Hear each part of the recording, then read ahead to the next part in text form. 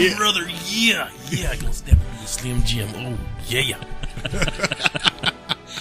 Or maybe I need to keep my mouth shut. Maybe that should be the opening to our podcast. That would be fucking epic. Welcome out to the Nerd Effect Podcast. This is the Macho Man, Randy. Boom.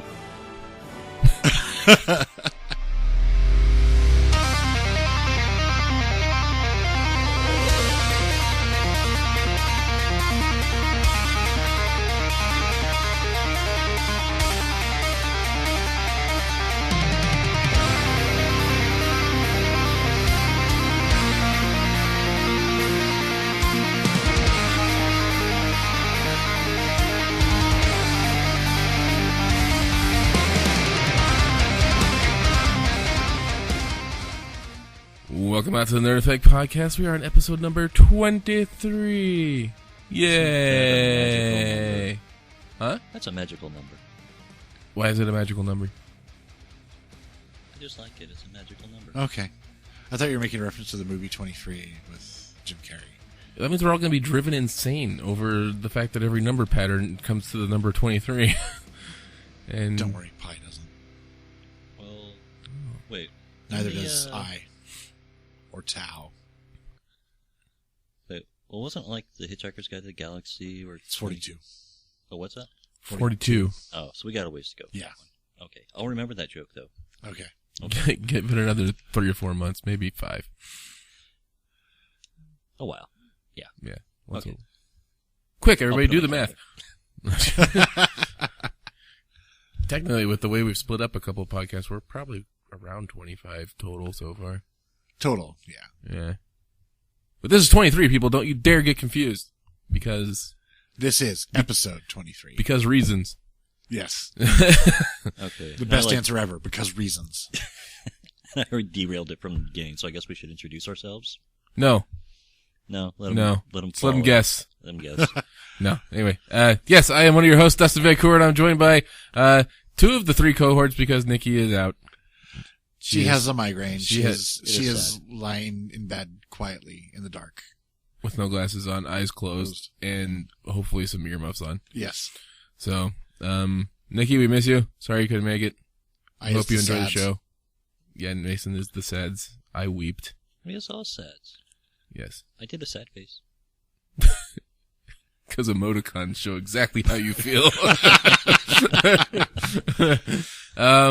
I am Dustin VanCour, joined by Michael Morgan and Mason Ireland. Yay! So it is. Doesn't feel the same when doing the yay without Nikki. Oh, yeah. She would have wanted it that way. True.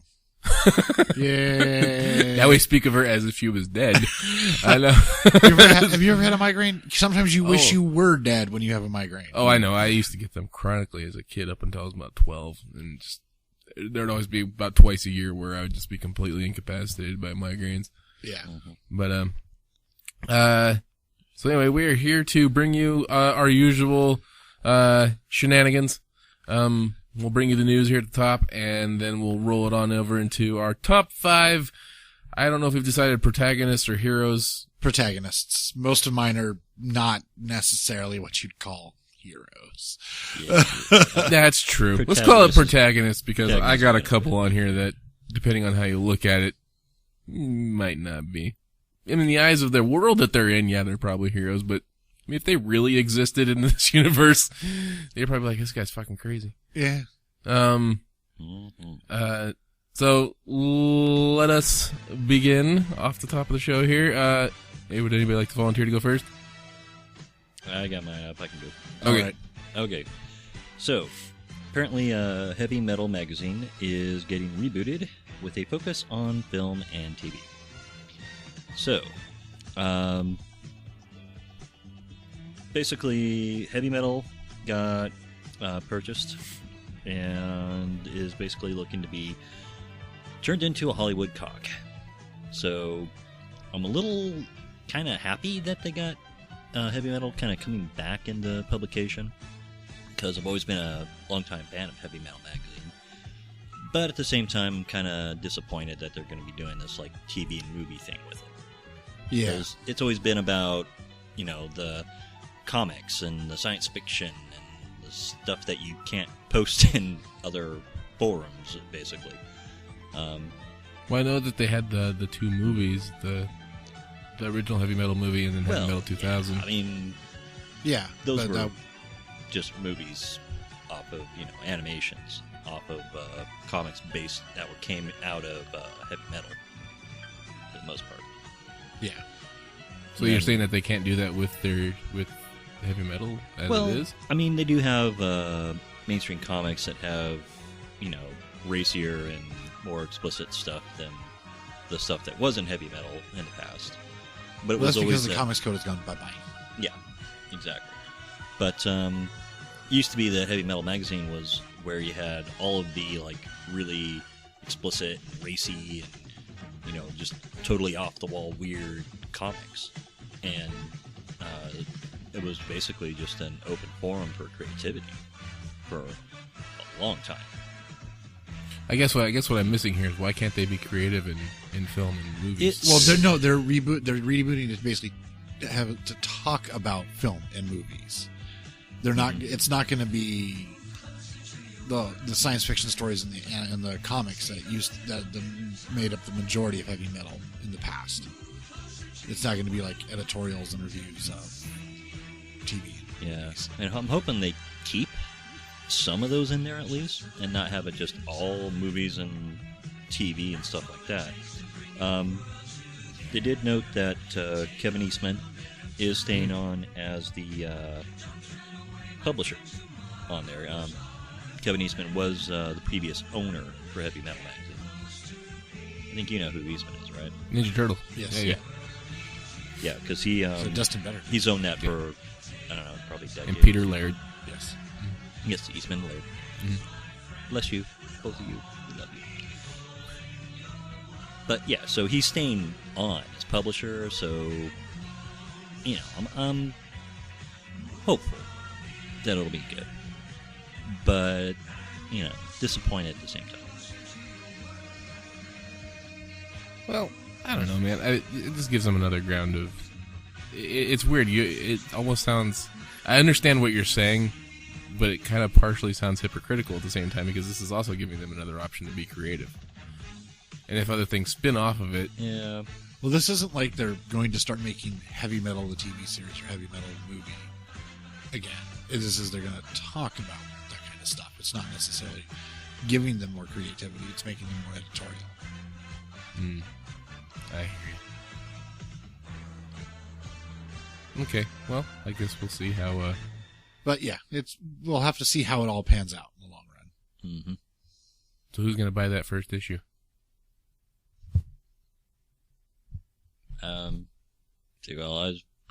Looks like it's Mike. Mike. If I got money at the time, I probably will.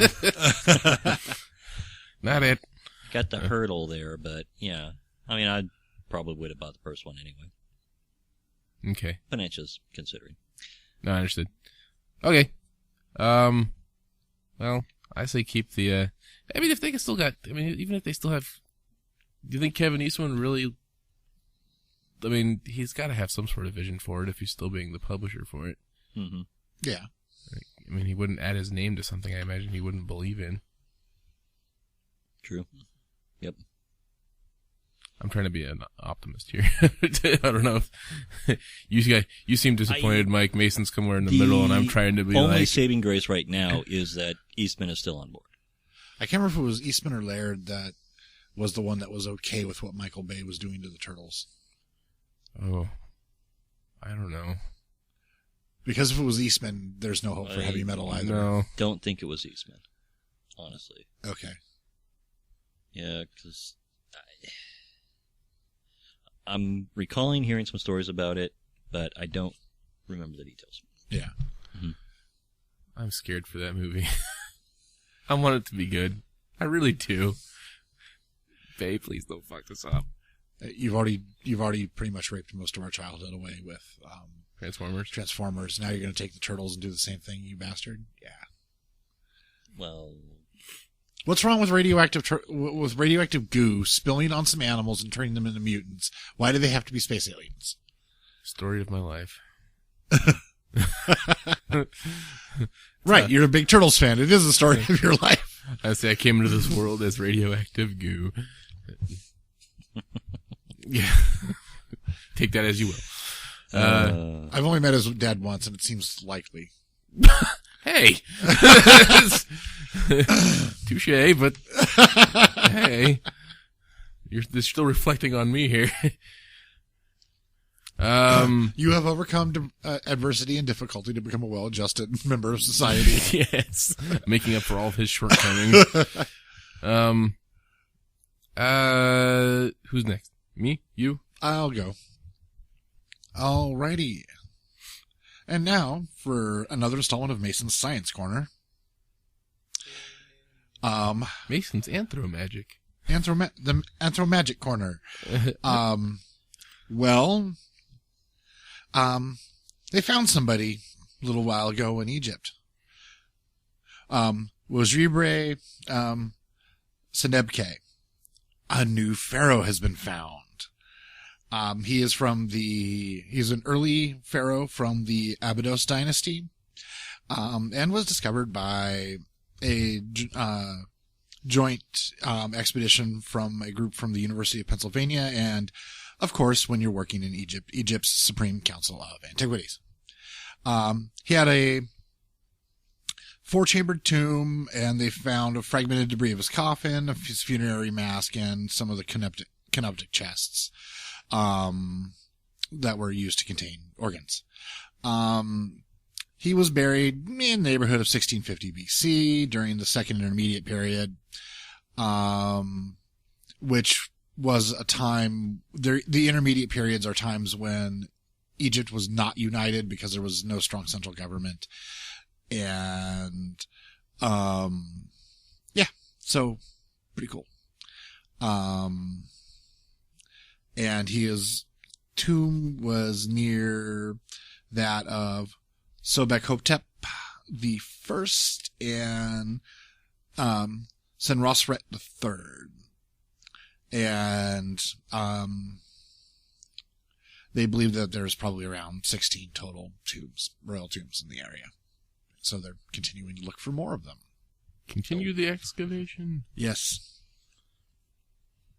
Well, crazy. We have found the graves of our ancestors. Let's dig them up.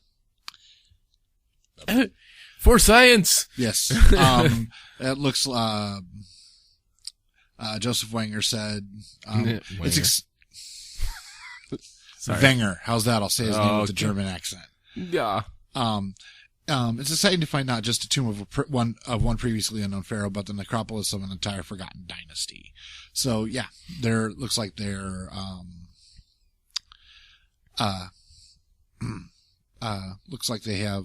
they're going to be continuing excavations to try to dig up all of his relatives too. So it's going to be a one big family reunion. Yeah, that's right. Yeah, so we can learn more about the Second Intermediate Period of Egypt. Interesting. Is he cursed? Pharaoh's curse was actually the fact that there was weird bacteria and stuff in the air in the tombs. People breathed it in and died. I should have known he had a scientific explanation for that. They figured out what it was a long time ago. Well, cool. So, I mean, what do we expect to see with all this? Well, day-to-day life isn't going to change too much, I have a feeling. No, probably not. But it's just adding more to the body of scientific knowledge. The more we know, the better about both our past and, and with, more information about the past, we can figure out better where we come from, and hopefully give predictions on where we're going if we continue down the paths we're on, or change, or see what can be the possible futures of changing to other paths are. Now here's the biggest question, Mason. Yes. Do you think this will add any fire to the ancient alien theory? Hopefully it will help dismiss that stupid bullshit. And people quit trying to deface human achievement by saying, no, aliens did it, when it was humans. Yes, I agree. I like to poke at your science brain and make it hurt a little bit. Just a little bit. So, Dustin. No. How many times did you see the papyrus font this week? Today, twice. Once on the way home from the gym and once in the gym.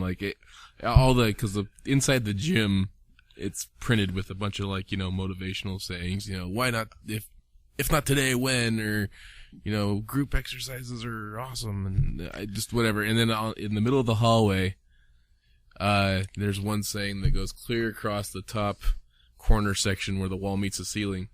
And it's just one long line. I didn't even read it. All I know is that it was in papyrus font, and I just immediately looked away. I was like, fuck. And then I just kind of looked away. And then I noticed on their door where the hours and stuff are printed, all that shit's in papyrus too. Nice. So it's like, Jesus Christ, why did I not see this when I first signed up for this place? But, whatever. I guess I kind of understand papyrus fonts kind of got the relaxation kind of thing going to it, I know that's why people are using it. It's printed right where their tanning beds and all that stuff are. So, whatever. Yeah. Fuck papyrus. In the ass with a sharp stick. I just thought of a great practical joke for at any given time. Go in and replace all the fonts on Dustin's computers with papyrus. Just variations of papyrus. No, just papyrus, just renamed to every font. That would be horrible. You no matter which one I choose. You're like, Times New Roman. It's papyrus. I will use Arial. Arial. No, it's papyrus. Geneva, papyrus. Copperplate Gothic, papyrus. Comic Sans, even? No, I'll leave Comic Sans because fuck Comic Sans. Just to fuck with me.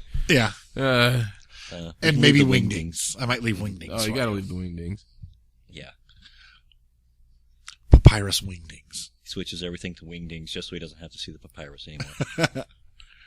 Papyrus Wingdings? Yes. It's just kind of got what the hell does it say on your screen? I have no idea, but it's not papyrus, so who cares? Hey, Mason, just an update. Yeah. Seahawks won. Oh. Sorry. Me. Awesome. I think the Seattle-Denver game will be awesome. Well, San Francisco-Denver would have been awesome, too, so go Denver. Just because I'm tired of Seahawks fans. Look, okay. Yeah, we're going to talk about sports here for a second, because last year, this is exactly what it came down to, too, was 49ers Seahawks. This is exact repeat last year, only last year 49ers won. So now it's like redemption time, I guess. So now the Seahawks won, so now we'll see how they do. Go Denver. So I say, let's see how it pans out. I've had too many of my friends who are sports fans here in the Northwest all be like, Seahawks, Seahawks, Seahawks all season, and it's just, I'm tired of it. And I want to be able to just be like, oh look, Denver won, not your Seahawks. Ah. Well, it's funny because those are also the three big teams around here too, is Denver, Seattle, San Francisco. Yeah. So usually those are the ones that people will talk about. And now you got Denver and Seattle going, so there's going to be a big hoopla around here. Yep. Meanwhile, I'll be at home going, whatever. I'll be like, let's watch some football, and that's it. I'll be like, oh, there's a football game on today? Yeah, I think called Super Bowl, man. Oh, yeah, there's that one. Yay, let's watch some commercials. It is definitely usually worth the commercials to watch the Super Bowl. Even if you're not a sports fan. I'll just watch like the best of. Well, no, it's like they're probably going to be on Hulu or YouTube, as a special type thing that you can watch before the Super Bowl. Now, they have been the last couple of years. Seriously? Yeah. Oh, that's fucked up. Pardon me. Yeah, they always have the, hey, vote for your favorite one, and you can go and watch them all online.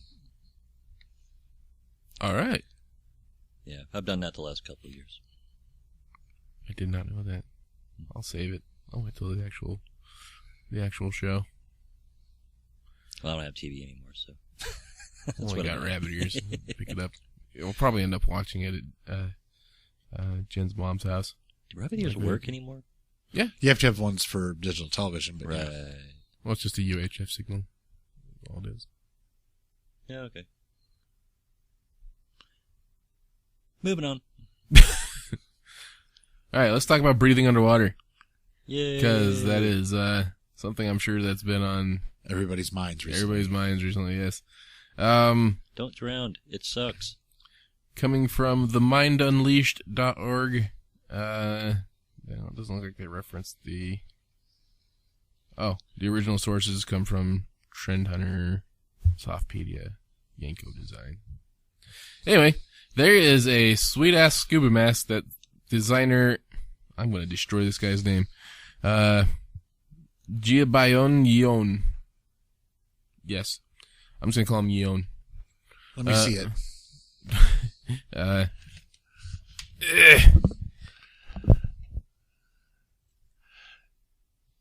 Jaebyun Yeon. Yeah, that guy. Or Yeon Jaebyun in proper way to say Korean name. Yeon. Yeon. That's a cool name. I like that. If I was Korean, that would be my name. Sorry, go ahead. Only if that was your family name. That's a family name. What if I married into their family? That means you're the woman? In Asia, people don't change their family name. Never mind. You could change your name, I guess. Yes. All right. You could legally if you wanted to. Yeah. As long as you pay I for get it. plastic surgery, so I look Korean. Jesus. Please don't. You're off the podcast. I will sick Heidi on you with a sharp stick. I've officially alienated myself. That's great. I don't know how to bounce back from that, so I'll just continue. So he's developed this kind of cool scuba mask that's pretty damn awesome. It wears like a mouthpiece, like you would wear playing football. It just kind of goes in your mouth and around your lips. So, as I knock my mic over, elegant, by the way, graceful. You see that? It caught it before it hits the table. True. At first, I thought you were talking about the scuba mask, which I would also describe it that way too. Yes, it is actually quite interesting. It's pretty cool looking. Basically, what it does is it comes through and it filters your water and compresses it so that it separates oxygen from the rest of the liquid. So, the battery itself in it runs a compressor. The water comes through it, separates oxygen out of it, and extracts it into a storage tank. And then basically what it does is it allows you to basically breathe underwater for about 30 minutes. There's no deep sea diving or anything like that you're going to be doing in this thing, but it will allow you to breathe under the surface water and, kind of probably go down, I would imagine. It's got to be further than 10 feet. Well, you can go down to about 30 safely because you've only got a 30-minute air supply, so you don't want to have any decompression time. Yes. Let's see. The regulator comprises of a plastic mouthpiece that requires you to simply bite down. There are two arms that branch out on the sides of the scuba mask that have been developed to function like efficient gills of a marine creature. The scaly texture conceals small holes in the material where water is sucked in to Ewan's Triton. Chambers inside separate the oxygen and release the liquid so that you can breathe comfortably in the ocean. I would imagine it works in freshwater too, but probably not that you could see anything in freshwater around here. It depends on the lake. That's true. There are some pretty crystal lakes up in the mountain where all the snow's melted and they're pretty much undisturbed. So yeah, if you're going to be swimming around for about 30 minutes, I can't imagine going scuba diving much longer than that. Yeah. Yeah, kick ass. I'm all for it. Plus, it looks all kind of sci-fi and cool. You know what? My first thought, but when I saw this too, was that there's got to be some military application to this. I imagine that they would just filter these out too, because they're small enough, and you could probably discard them when you're done. Or they're probably pretty pricey. They would not something they necessarily want you to discard, but if you had to cross a small body of water and you wanted to do it stealthily, so swimming underwater is the best option. Yeah, sure. And you don't have to carry oxygen tanks that way or have a snorkel, sticking up above the water. Yeah. There's some military applications for it, but it's a fairly specialized device, just like any water breathing apparatus. So they're going to maintain, some price, some expense.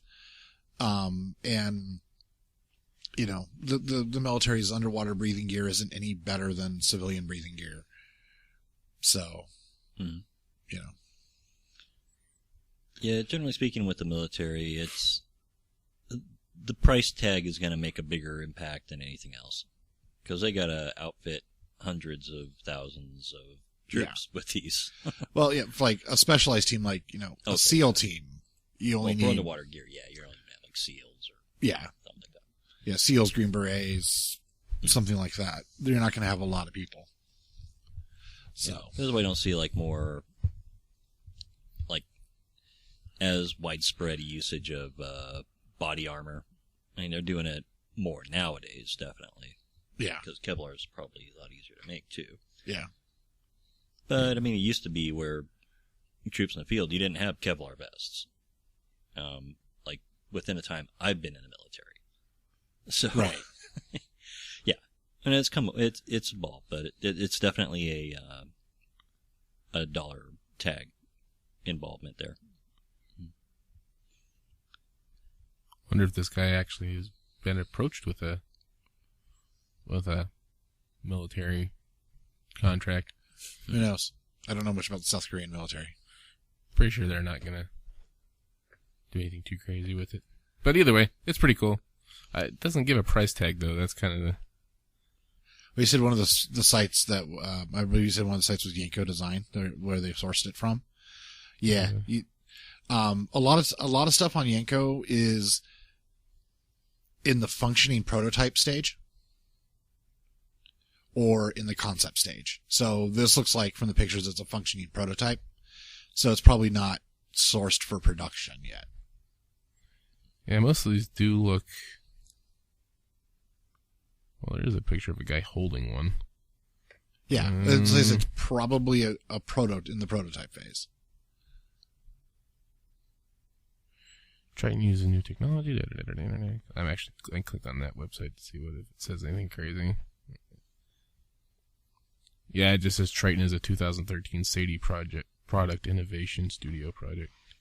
Yeah, so it's in the prototype phase. Yeah. So probably no time soon, but fund it. Put it on Kickstarter. All right. Well, that's our snooze. Now, shall we get into the meat and potatoes of this? I got a story. You got a story? Yeah. Well, it's a story. So since Nikki's not here, I don't have to worry about grossing her out with it either. Oh, good. Yeah. You do know she listens to this at work. Hey, Nikki. Skip ahead just a minute. Earmuffs. But, yeah, so I want to let you guys know about why I was out last week. Because, I heard you guys were talking about it, but you guys had no idea what was going on. So I know you had something about a root of some sort. Yeah, so basically, I ended up with an abscess on my root, my front tooth. Oh, good. So it could have killed you. Yeah, it could have. Oh, good. Glad you're still here. Yeah, had to get that removed, which was really painful and uncomfortable. They numbed it, but putting the needle in to numb it, I actually thought he grabbed onto the tooth and just started pulling because it hurt so bad. Yeah. So after I got it out, I ended up basically stuck in bed for a couple of days because I had an infection and basically had hot and cold, in and out all day. Was on penicillin for last week. So, yeah, sorry I couldn't make it, guys, but it wasn't going to happen. How are you feeling now? I'm good now.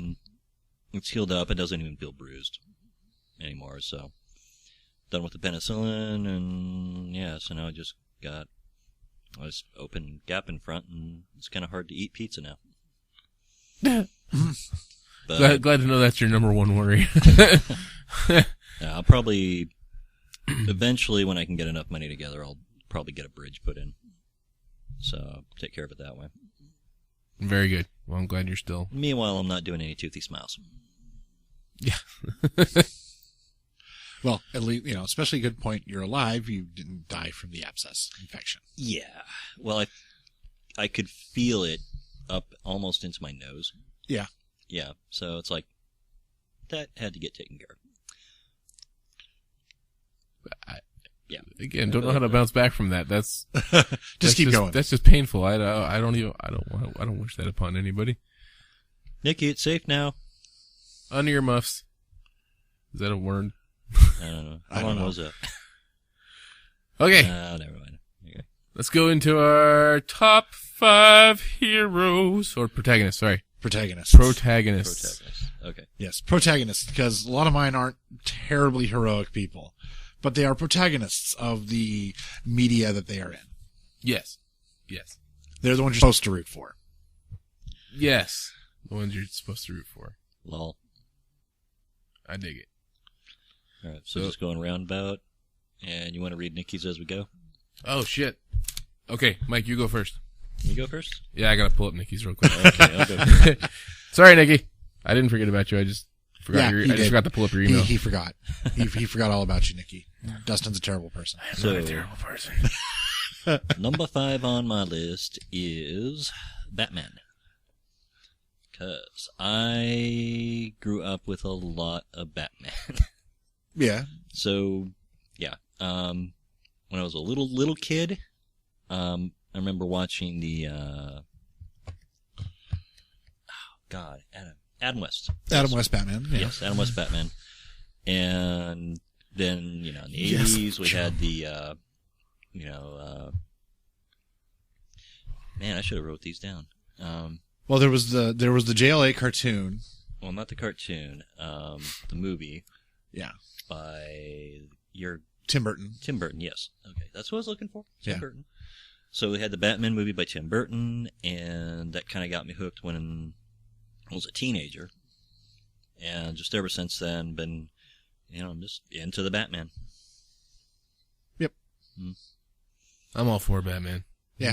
He's purely awesome. And I remember watching the old reruns of the 60s Camp Batman.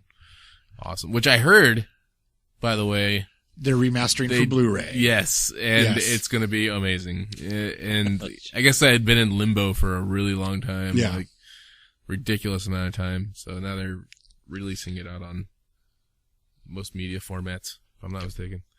So that'll be awesome to see come out. Yep. I kind of want to watch them from the beginning now. Yeah, it'd be fun just to watch old camp ones again. And Yep. Anywho,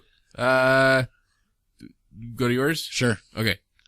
My number 5 is Molly Mirrorshades, aka Molly Millions, Kolodny, Sally Shears, or Step and Razor. And that's from... That is from the Cyberpunk trilogy by William Gibson. Oh, I thought that was from the Repo. She was also from Johnny. Her first appearance was in Johnny Mnemonic, the short story. Right, that's right. We talked about that in one podcast. Top sci-fi or Yes. something like that. Yeah. Johnny Mnemonic's one of those. The short story was a lot better than the movie. Yeah. A lot better. The movie was one that I had a lot of high hopes for, and I was in denial after watching a movie. Thinking, yeah, it was a great movie. It was a great movie. Shut up! It was a great movie. Shut up! No, that movie was crap. Don't talk bad about Mom. Say, however, I wanted to believe in it so bad, but yeah, okay, sorry. So yeah, she is my number 5. She is by no means a hero, but she is one of the people you're supposed to root for in that series of books. Mm-hmm. She is on the less bad side because there's really no heroes in Cyberpunk. There's the really bad and the not as bad. And she's one of the not as bad. And yeah, basically she's cool. She kicks ass and, has retractable 3-inch blades in her hands that come out of underneath her fingernails. Her reflex is jacked up to about 5 times her normal reflex speed, and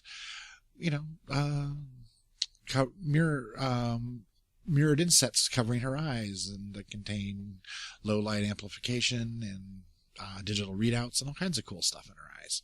Kind of like Riddick, except for cooler. Yeah. And yeah. But yeah, I've always liked her as a character. I always thought she was really cool. So yeah, she comes in at my number 5. Sweet. Plus, if memory serves, she's really hot. She's fairly attractive in his descriptions, but he tried to never describe her as like hot or anything like that. He kind of downplayed her looks a lot. All right, she's more a fighter, but still a looker. Yeah. Okay, I'd go with that. I'm going to go with. I'll start with Nikki's. Okay.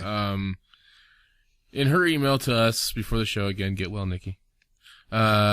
Just a note, I really like flawed heroes. I think that's a lot of people. Yeah. To be honest with you. The scruffy, brooding loner with a secret heart of gold who gets suckered into growing as a person and caring for others is a favorite of mine.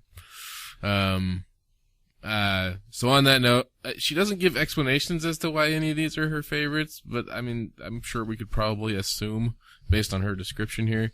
Morpheus from Sandman is her number 5. Okay.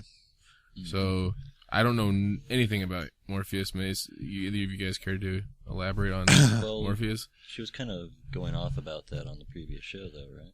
Well, a little bit, but Morpheus is a dream. He is not.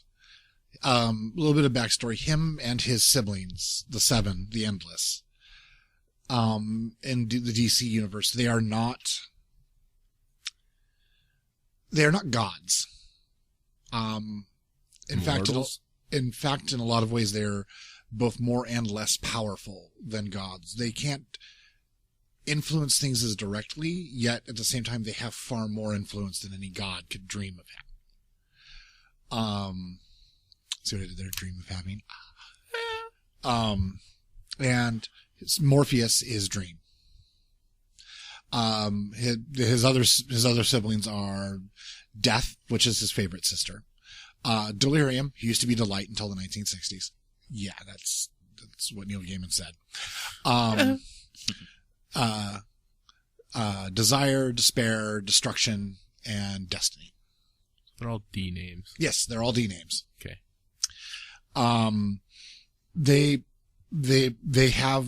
They control whatever their name is, but they don't ever really directly influence anything. Like Destruction quit. Basically, he was living on a tropical island off of South America for a while. Because he could. Isn't that where Jurassic Park was off the island of South America? I don't know. But that would explain a lot. He quit, and people were still destroying each other. But that was just they are affected by what they do. Morpheus is the Lord of Dreams. He, if he so chooses, can directly control people's dreams. In fact, in Neil Gaiman's universe, he is Shakespeare's inspiration. And he gave Shakespeare all of his plays and then made him write one he didn't want to write, which was The Tempest. It was the one he wrote for Morpheus. It was Morpheus's desire to have that dream written. Because in a lot of ways, Morpheus is identified with the wizard in Tempest, whose name escapes me currently. But yeah, he is a brooding loner. He doesn't really like anybody. Doesn't like to talk to his family that much, except for Dream, or except for Death and occasionally Delirium. Yeah. I guess Death and Dreaming are almost the same thing. Yeah. And just as a side note, Death will be the last of the Endless. After she takes her last brother and sister, she will be the one who locks the door, turns off the lights and locks the door on the universe. It's been real. Click. Basically.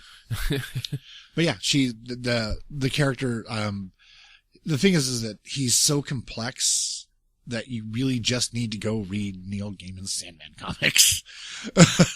And Nick, I'm sure Nikki will totally 100% agree with me, is that you should go read them all. Everyone should go read them all. I'll be honest, your description right there made me want to go read it right now. I've never had really any desire to go read them, other than it had Neil Gaiman's name attached to them, which should be reason enough usually. It should be reason enough, actually. But yeah, the story is amazing. I still haven't finished American Gods yet either. I know. You've had it for how long? I know. Almost 9 months or so, I'm sure. Oh, jeez. I read it 5 times. Yeah. Wife, kid, life, podcast. I read it 5 times while I was in college. Shut up. Yeah. So Morpheus from Sandman. That's Nikki's. She didn't put a list order on here. I'm only assuming she's starting with number 5. So, maybe there is no numbered order for her. Or after you post this podcast, she'll walk over to your desk the next day and smack you in the back of the head. That was my top one. That was number 1. Other way. So maybe number 5 and maybe number 1. We're not sure. My number 5, Raphael. I knew a turtle was going to show up on the list, and I figured it was going to be Raph. It was actually because Mike had said something. It was the first thing that came to my head. Mike's like, just think of one of your favorite shows and pick a hero. And I was like, Ninja Turtles, Raphael. Yes. I like Raphael. I probably lean more towards Donatello these days, but Raphael was my first turtle. He kind of embodied. You always remember your first turtle. You always remember your first turtle. The reason I always lean towards, it's almost the same way Nikki described her things. I always lean towards the guys that I never could be. Raphael's always a dude with he was a hard ass or a hard shell. Oh. He's always a hard ass. He didn't really take shit from anybody, and he kind of was short tempered and was definitely the hard hitting one of the bunch. And I mean, Donatello's the nerdy one, and Michelangelo's the party dude, and then Leonardo is just kind of like the brooding leader. The well-balanced brooding leader. Basically the Boy Scout, which I never cared for. I was saying, the thing is like, Leo's actually my favorite turtle. And I'm never a big fan of the Boy Scout type characters either, but he's the one with swords. Yeah. So red was also my favorite color at the time too. So, which is weird because I'm definitely more leaning towards blue these days. You've been leaning towards blue for at least the last decade, dude. Yeah, I know. Yeah. So Raphael was always my turtle, and for basically those reasons, just because he was always the one his attitude, especially in the original movie. That was probably, that pretty much set it in stone for me, like, it was as him being the badass. Yeah. So, anyway, that's my number 5. All right. Boom. Mike. Quattro. My phone's off, hold on. Okay. For my number 4, yes, I had Iron Man. All right, let's hear it. I know, 2 comic ones. Well, that's fine. So, my original idea was to have a whole comic list, but... Oh, yeah. Honestly... That fell apart with Nikki. Yeah. So... yeah, I would have been hard-pressed to come up with 5 lists. I could have done a comic list. Plus, we probably would have doubled over on comic ones. Well, there would have been a lot of crossover, I'm sure, on comic ones, but... Yeah. Okay, well, Iron Man, because, well, he's got a robotic suit. And I love his attitude about... fuck you, I'm Iron Man. He's not all secretive about it. Do you notice that Mike has chosen the 2 richest characters in both the Marvel and the DC universe? Yeah. I actually did not make that connection, but now that you mention actually, it, in DC, it's debatable whether Bruce Wayne is the richest. It may be, just forgot his name. Lex Luthor. Oh, well, touche. But as far as heroes, though. As far as heroes, they're the 2 richest heroes, yes. Mm-hmm. Okay. I'm good with that. Playboy millionaire. Aspirations? Mm-hmm. But, yeah, I agree. Iron Man's badass. Yeah. Anything, what else is, anything else? Well, I mean, especially with the movies they've done recently, it's kind of like brought me back on track with Iron Man. I love the way they've done him in the new movies. Robert Downey? Yeah, Robert Downey. Yeah. Done good job. Oh, yeah. Speaking of Robert Downey, did you see the, not much of a segue here, but there was a video of him floating around on the internet singing with Sting, and it's fucking amazing. No, I saw it existed. I didn't click on it though at the time. The man has he's got like that smoky, like lounge singer voice, but times 20. Robert Downey Jr. That man can belt a tune. Nice. It's amazing. Anyway, with Sting, that would be kind of weird though. Sting was mostly playing the guitar. It was Sting's birthday party apparently, or something like that, and Robert Downey showed up to sing a song with him, and Sting did mostly backup vocals for that particular song. It was mostly Robert doing the vocals. For some reason, I'm thinking every time I hear Sting, I instantly think of Dune. I think of Desert Rosalie. It's like I should be thinking musician, remember his music and all that. No, first thing that comes to mind, Dune. It's funny because Dune came up earlier today because it's a movie I really haven't seen. I just think it's because you want to see Sting in his undies. All I know is that Sting's Space undies. All I know is that Sting's in it, and I know the spice must flow. Yes, and that the spice comes from a worm's butt. Yes, it's worm excrement. Yes, specifically baby worm excrement. But, I like Dune, especially the book.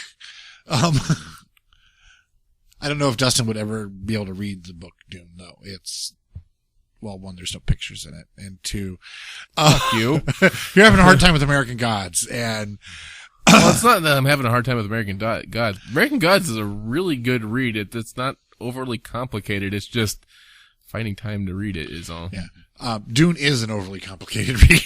Yeah. It comes from that crunchy 60s hardcore sci-fi tradition. Mm-hmm. It's weird though, cause I'm not a reader. I can't keep a book in hand and keep my interest long enough to finish a book. Dune I could read. Yeah. Just that, like you said, hardcore crunchy sci-fi. Yeah.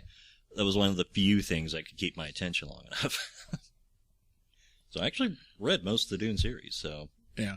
Kind of weird. I'm one of those people, I'm a Dune purist. It's only the first 3 books that I really like, and especially the original Dune book. So. And if you want to watch it instead of listen to it, I highly suggest the 3-part miniseries by Sci-Fi over the movie. It's a lot better. The miniseries was pretty damn good. Because it's like a 600 or 700 page book. 2 hours or an hour and a half back then. It's not enough time. Why not? They're doing it for Lord of the Rings. Well, the total of Lord of the Rings was like 900 pages, and they split it up into 3 2.5 hour movies. The books were longer than that, weren't they? No, it's about a total of 900 pages. Oh man, I feel like. Well, I guess that's true. You're right. Yeah.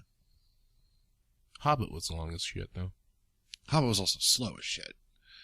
It's not to say that the Hobbit was long. It was hard to read because there's a lot of the Hobbit that's pretty boring. And then they were walking.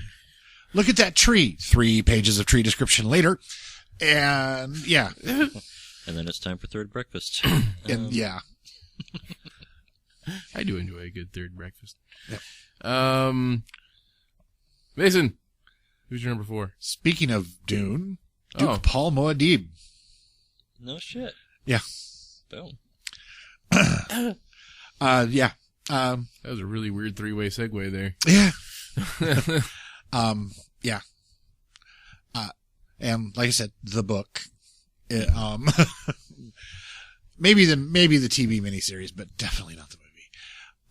But I thought Paul was an interesting character. And how it was kind of a relationship with his environment that shaped him. He was being shaped and groomed because he was nobility and was having to take over, the Atreides family name and become the next Duke of the Atreides after his dad died. And, his whole life was based around the assumption that was going to happen. And stuff happens. I won't, really, it's Dune if you haven't read it yet, or seen the movies, but still, I'm going to avoid spoilers because it get long. Yeah. And I'm coughing. But in the event the spoilers do happen, be warned. Yes. From here on out. And then the trials and what he faces on Arrakis, and also his breeding, shape him into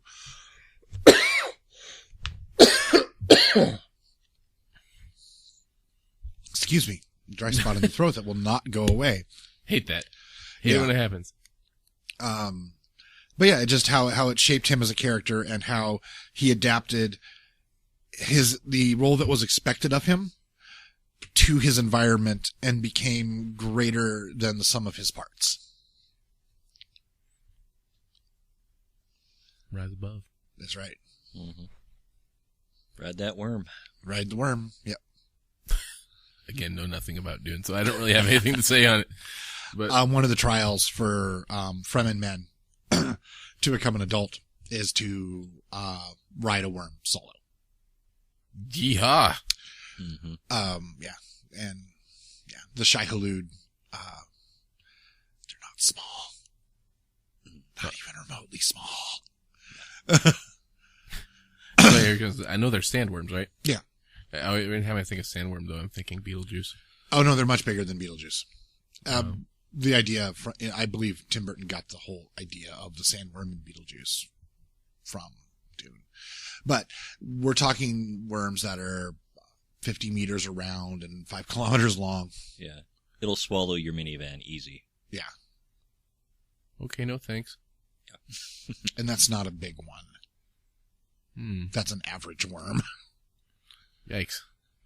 Yeah. All right. They use them as a mass transit system between cities. The Fremen do. Mm-hmm. Yeah. They'll have a guy summon a worm and control it, and then a whole bunch of other Fremen will run up and get on its back also. And say, giddy up. Mm-hmm. Mm-hmm. Nice. Yeah. Well, they have a thing they use to open up one of those scales on the side. So the worm will instinctively roll so that spot is above the sand. So it won't dig underground or anything like that while it's got that spot open. And it will also, you have 2 of them, one on each side, so you can pull. So like if you take your right hook, your right worm hook, and you pull on that one, it'll turn the worm right because it's trying to close that gap so the sand can't get in and irritate the soft flesh under the scale. Interesting. Yeah, this is really cool the way, like, this is what he does. He does this really super intricate descriptions and details on everything in the world, and that's part of the reason that Dune is one of the few things I've been able to actually read. Paint a picture with words, man. Get that deep into it. To really and Frank Herbert is amazing at painting pictures with words. His descriptions of everything from, like, one of the big famous things in Dune is the Fremen's blue eyes. Because it's not like they have blue eyes, like I have blue eyes, where it's it's their entire eye. It's like having a blue sclera contact on. And that's because of the spice. And their eyes actually glow in the dark. And his descriptions of it, and his descriptions of their still suits, and the ornithopters, and just the knives. The glow lights that float around. Yeah, the glow globe lights that float. And just everything. It's like, he makes an assumption that you're not stupid, but then describes everything to you in great detail so you really understand the world, and like you can feel the differences in between Fremen technology and Atreides technology and Harkonnen technology and all these different places and the feel of the different planets, and so I suggest reading Dune if you haven't. Excellent. So yes. So I guess enough Frank Herbert plugging. Yeah. Feel free to send us he's dead. The publishing company. Feel free to send us 10% of whatever you make on that book from here on out. All right, Nikki's number 4, or we're assuming number 4. Yes. Daryl Dixon from The Walking Dead. I approve of this message. Okay, I've never actually seen The Walking Dead. I'll eventually get around to it. I've got a couple other series I want to catch up on first. I'm trying to debate if the next one should be Breaking Bad or Walking Dead. Oh man, that's tough. Yeah. Because you definitely don't want to switch gears. You could, if you're watching it on Netflix, Walking Dead would be a shorter watch, if that helps. True. Yeah. Because it's only 3 seasons versus 5. Yeah.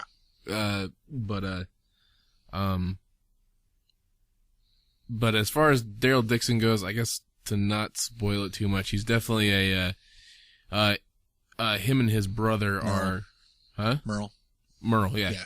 Are both, just backcountry rednecks, grew up in a household where they were beating his kids and, it was their way of being disciplined, but it was, Merle is horribly racist and crazy, but Daryl is like his puppy dog brother, that follows him around and knows everything and uses Merle as his guide, basically, to get through life. The problem is that Merle is a meth head. And yeah, well, but Daryl kind of finds a new group. He's the main part of the cast, and he kind of turns over a new leaf. I don't think he ever really wanted to do wrong, but you could tell his psychology and the way that he thinks is way different than the rest of the group, because the rest of them are city slickers, I guess. But at the same time, he has a very black and white outlook on certain things, and by him joining this group, it's blurred that line horribly for him, and you can definitely tell. It's crazy. Season 3 is where he really turns over, not necessarily a new leaf, but where his character becomes completely redefined, and it's pretty cool to watch his transition from the first season until now, and you can see why people like him a lot. Okay. So, he doesn't use a gun if he can help it. He uses his crossbow wherever he goes, because it's quiet. No, there's advantages to a crossbow. Yeah. Horrible reload speed, but... Yeah. But, yeah. So, Daryl Dixon, I approve. I love Daryl Dixon. He's definitely one of the fan favorites for the show, and you'll definitely know why as soon as you start watching it on Netflix. If you haven't read the comics, I guess. I haven't read Walking Dead comics either. I haven't read them either, so. Mike, you watched it at all? No. Okay. It's one of those I've been like, if I'm going to watch it, I want to watch it from the beginning, and I just haven't had time. Well, it's on Netflix. Currently on Misfits. Misfits is a great show. Yeah. I'm like... such a fucked up... Yeah. I'm at the point where the black guy dies, because I can't remember his name. Oh, yeah. I think it was Chris. But, I haven't watched it. I haven't watched Misfits. I saw it in bits and pieces. Jen watched it with... Okay. And I just kind of watched it with her whenever I walked in the room. Basically, he ends up preventing the zombie apocalypse by shooting himself in the head. Oh. And it's just kind of like, what the hell? Yeah. And he was like the last of the original characters from the series, too. Yeah. Like all the other characters that were in the original season were gone with him getting killed. So and the theme song's catchy as balls. Yeah. That it is.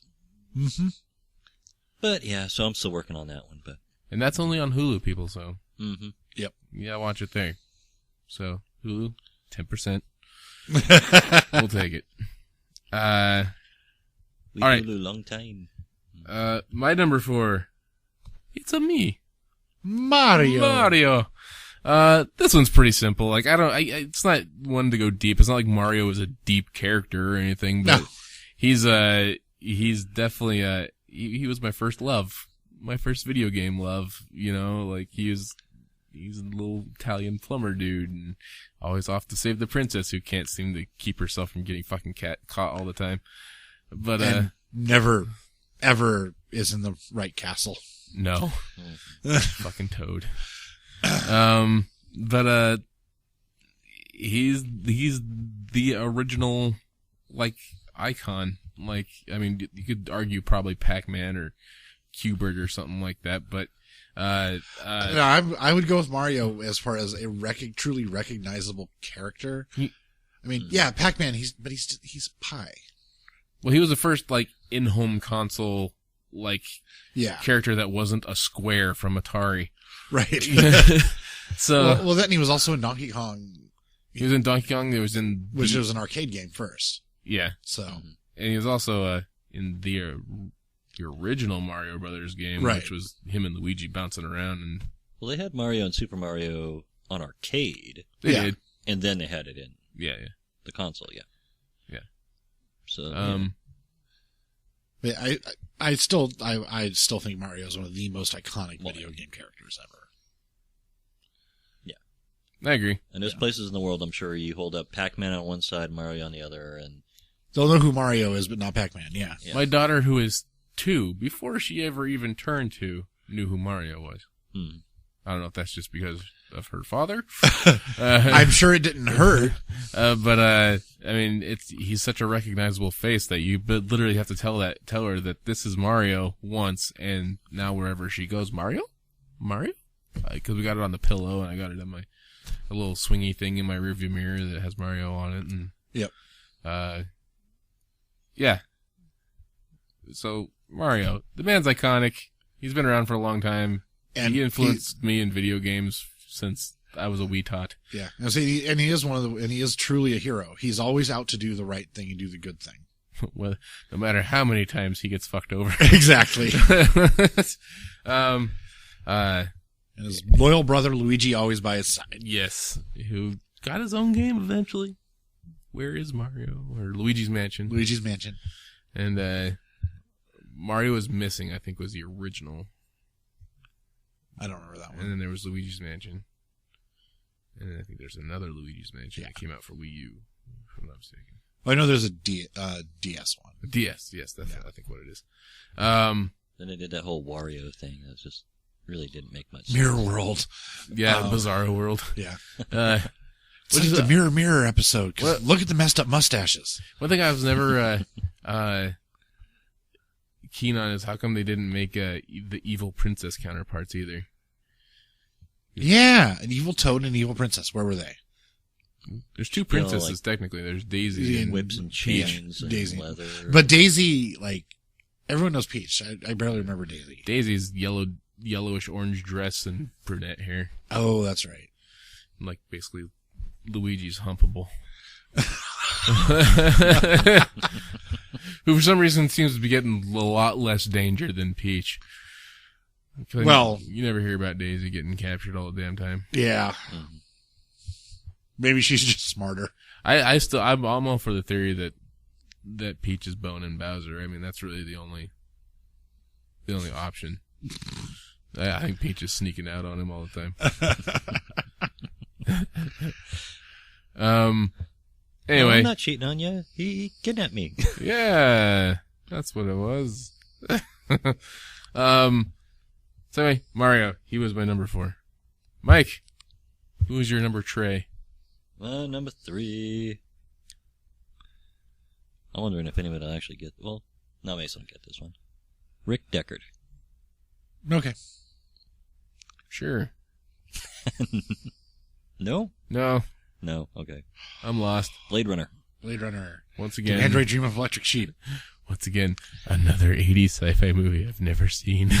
Lol. You're killing me, Smalls. I know. You're killing me. Dune, I understand not seeing.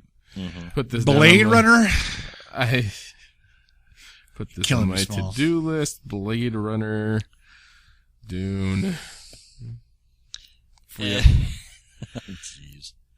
So, all right. So Deckard, because he got me started in the trench coat.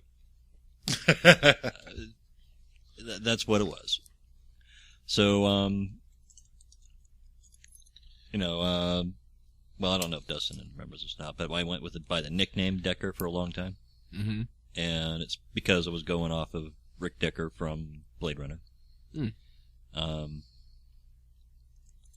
Basically came about because I had a friend I was watching Blade Runner with, and I'm sitting there with my trench coat, and we're watching him run down the streets chasing the replicant with the big-ass gun. And that gun. Yeah. You know, replicant's half naked with the clear plastic coat. You know. So it's like, dude, it's you. So, yeah, I got tagged as Decker. But yeah, because you were running half naked down the street in a clear coat. Because I wore trench coats all the time. Oh, and and Mike would chase a half naked woman. Yeah, I would chase. Oh, and there it is with my big gun. Yeah, Yeah. I dig it. So yeah, that's simple as that, huh? pretty much that. Yeah, he's the OG trench coat. No, he's the OG cyberpunk trench coat. Yeah, because the OG trench coat's Bogart, dude. Mm-hmm. Yeah, can't argue that one. But yeah, Well, sweet. Yay! Yay! Yay! Mason? My number 3, Han Solo. Oi.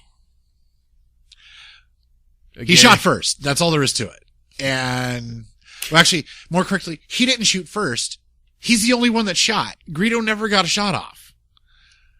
How many people are throwing things at their screen right now?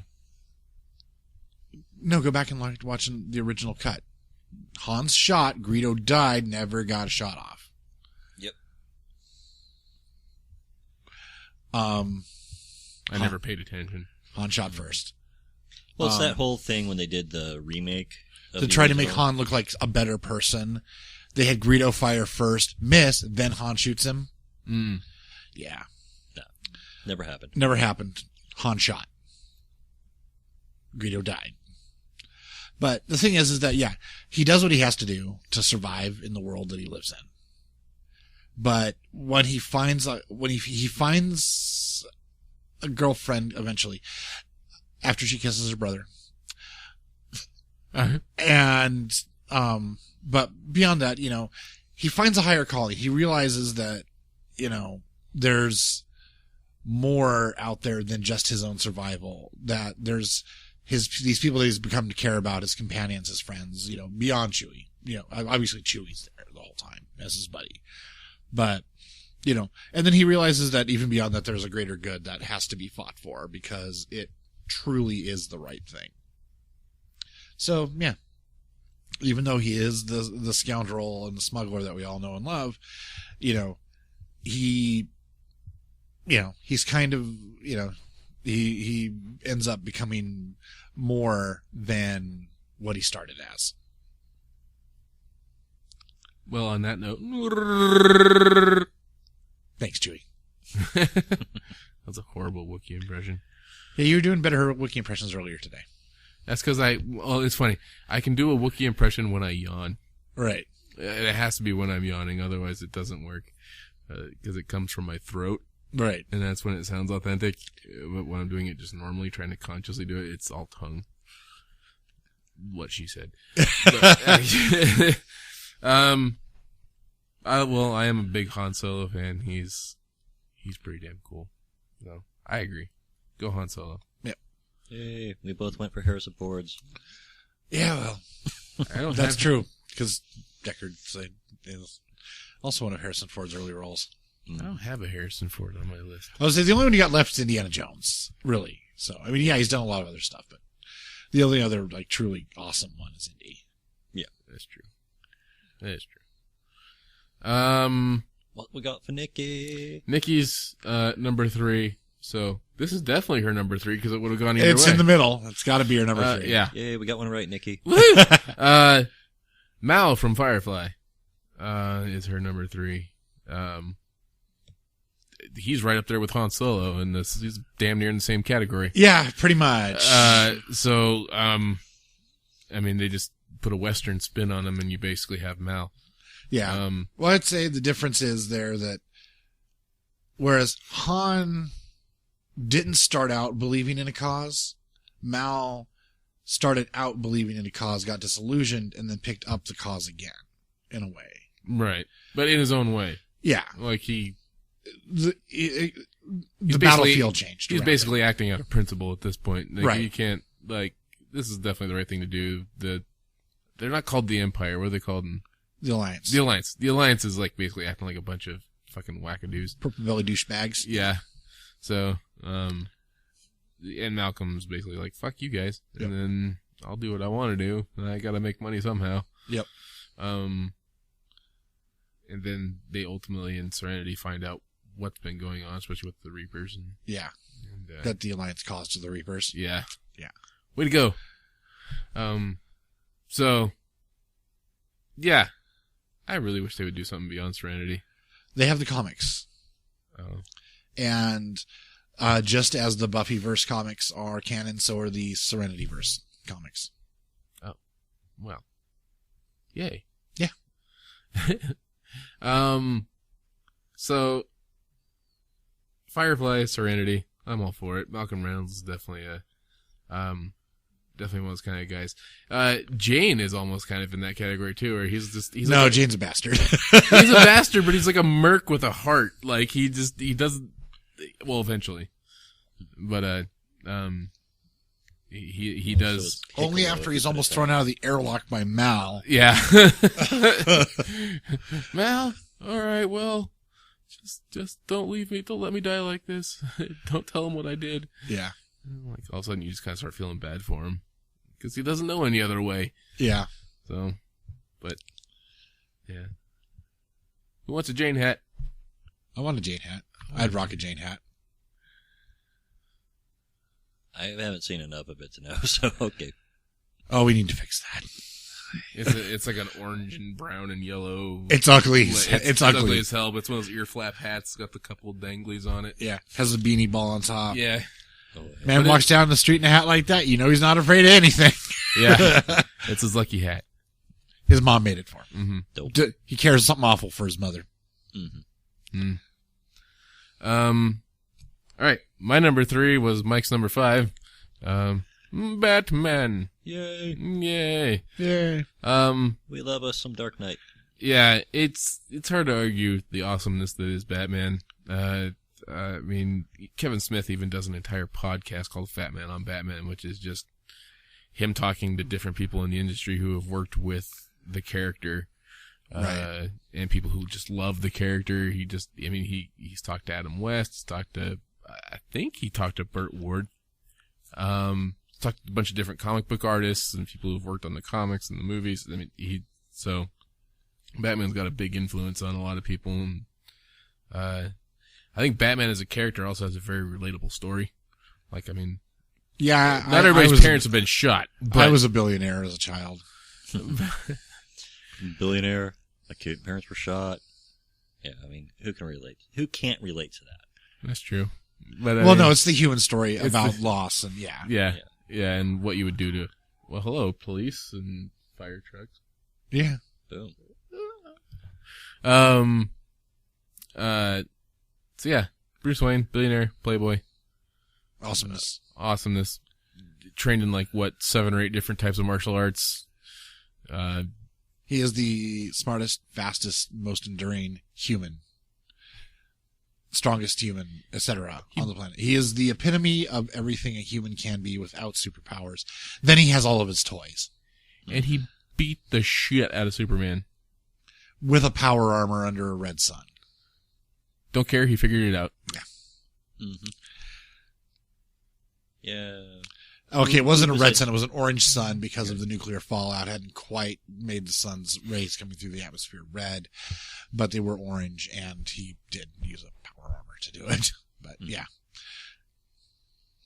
Yay. So yeah. Anyway, Batman, the ultimate badass. Yeah. Also, during The Dark Knight Returns, coolest Robin, I thought. Wait, what? During the Dark Knight saga by yeah. The coolest Robin. Oh yeah. He's the goddamn Batman.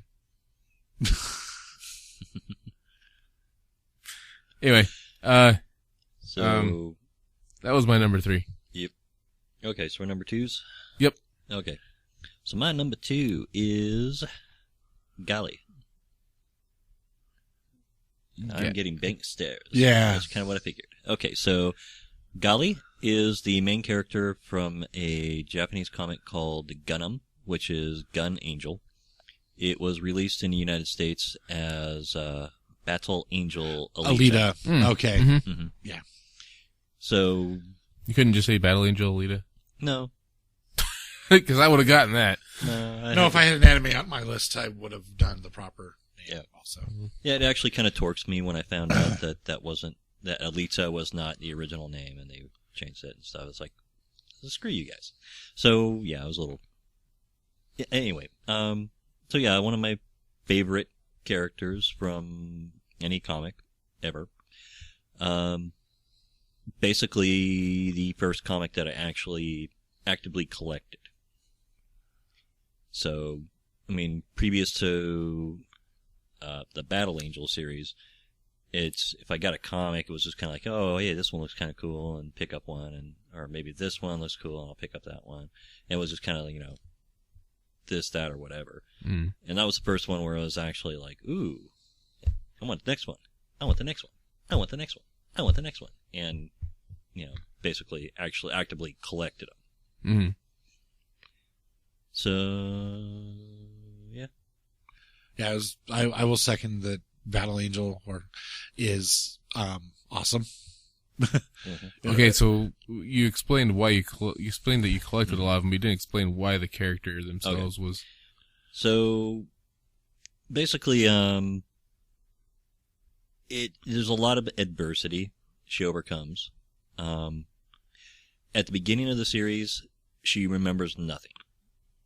She has no past. She's basically just a brain and a cyborg body. And the body's all broken up.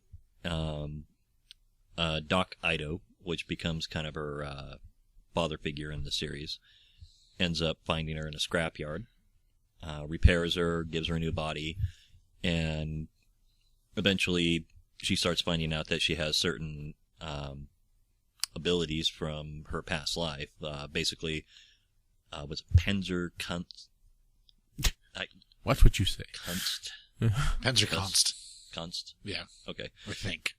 Yeah, I'm not sure how to pronounce it, but basically it's they find that she was previously trained in a cyborg-specific martial arts, and so it gets into this whole martial arts, cybernetic kung fu, and super science nanotechnologies, and just all sorts of really fucking cool sci-fi shit. Which is funny because I think I've seen the animated movie for Battle Angel Alita, which is why I would have known it. I never read the comics, but I think I've seen the movie they made for it. Yeah, the anime wasn't too far off. They did some major plot changes, but basically the stuff that happened there did happen in the comic series. It's just not all the characters had the same names and faces.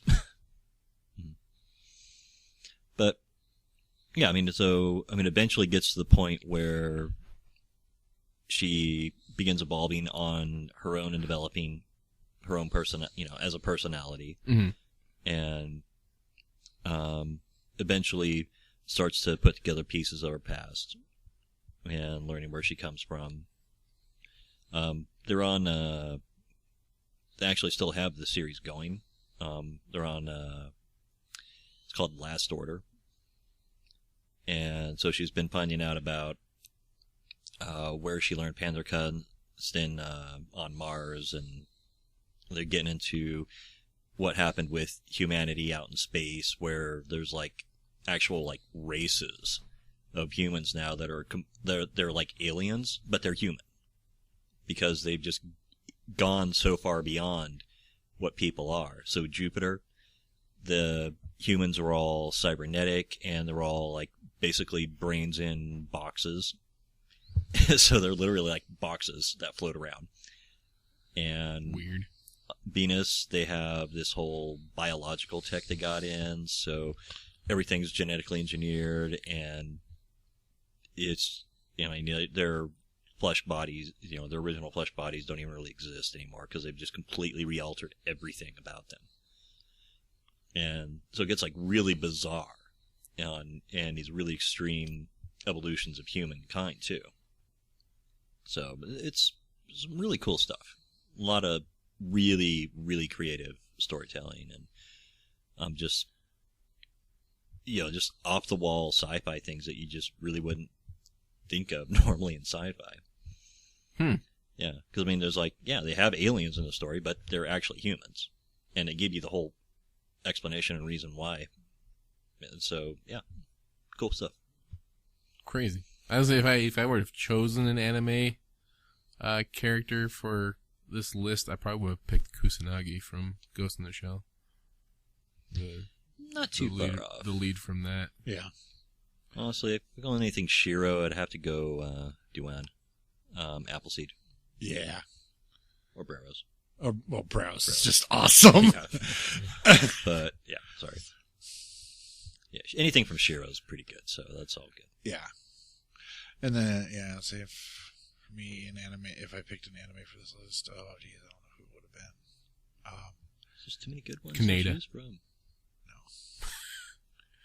Which is funny, because Kaneda was pretty much a self-serving prick, but...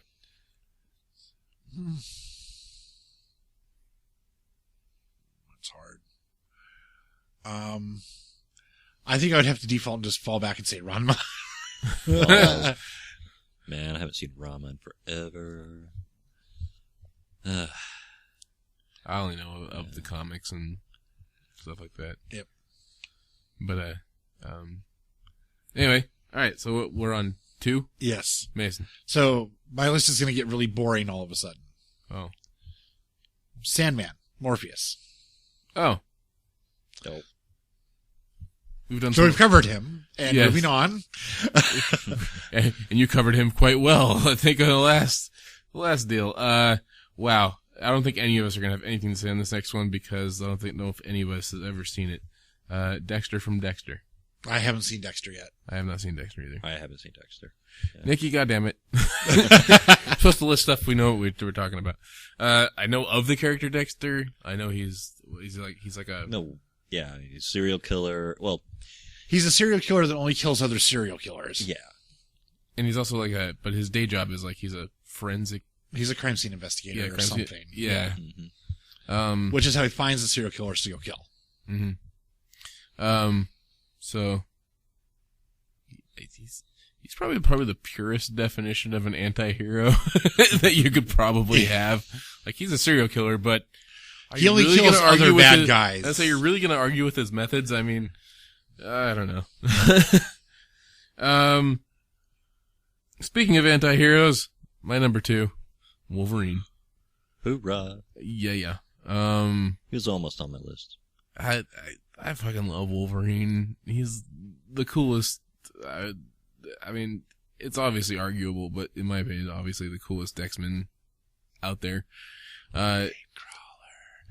Nightcrawler's awesome too. The thing is, you can't argue it, but I know Wolverine has obviously probably the biggest fan following. Yeah, he has. Yeah, definitely has the biggest fan following out of any X-Men. I mean, he's got his own movies aside from X-Men. Yeah, and is the one reoccurring character in pretty much every single one of them.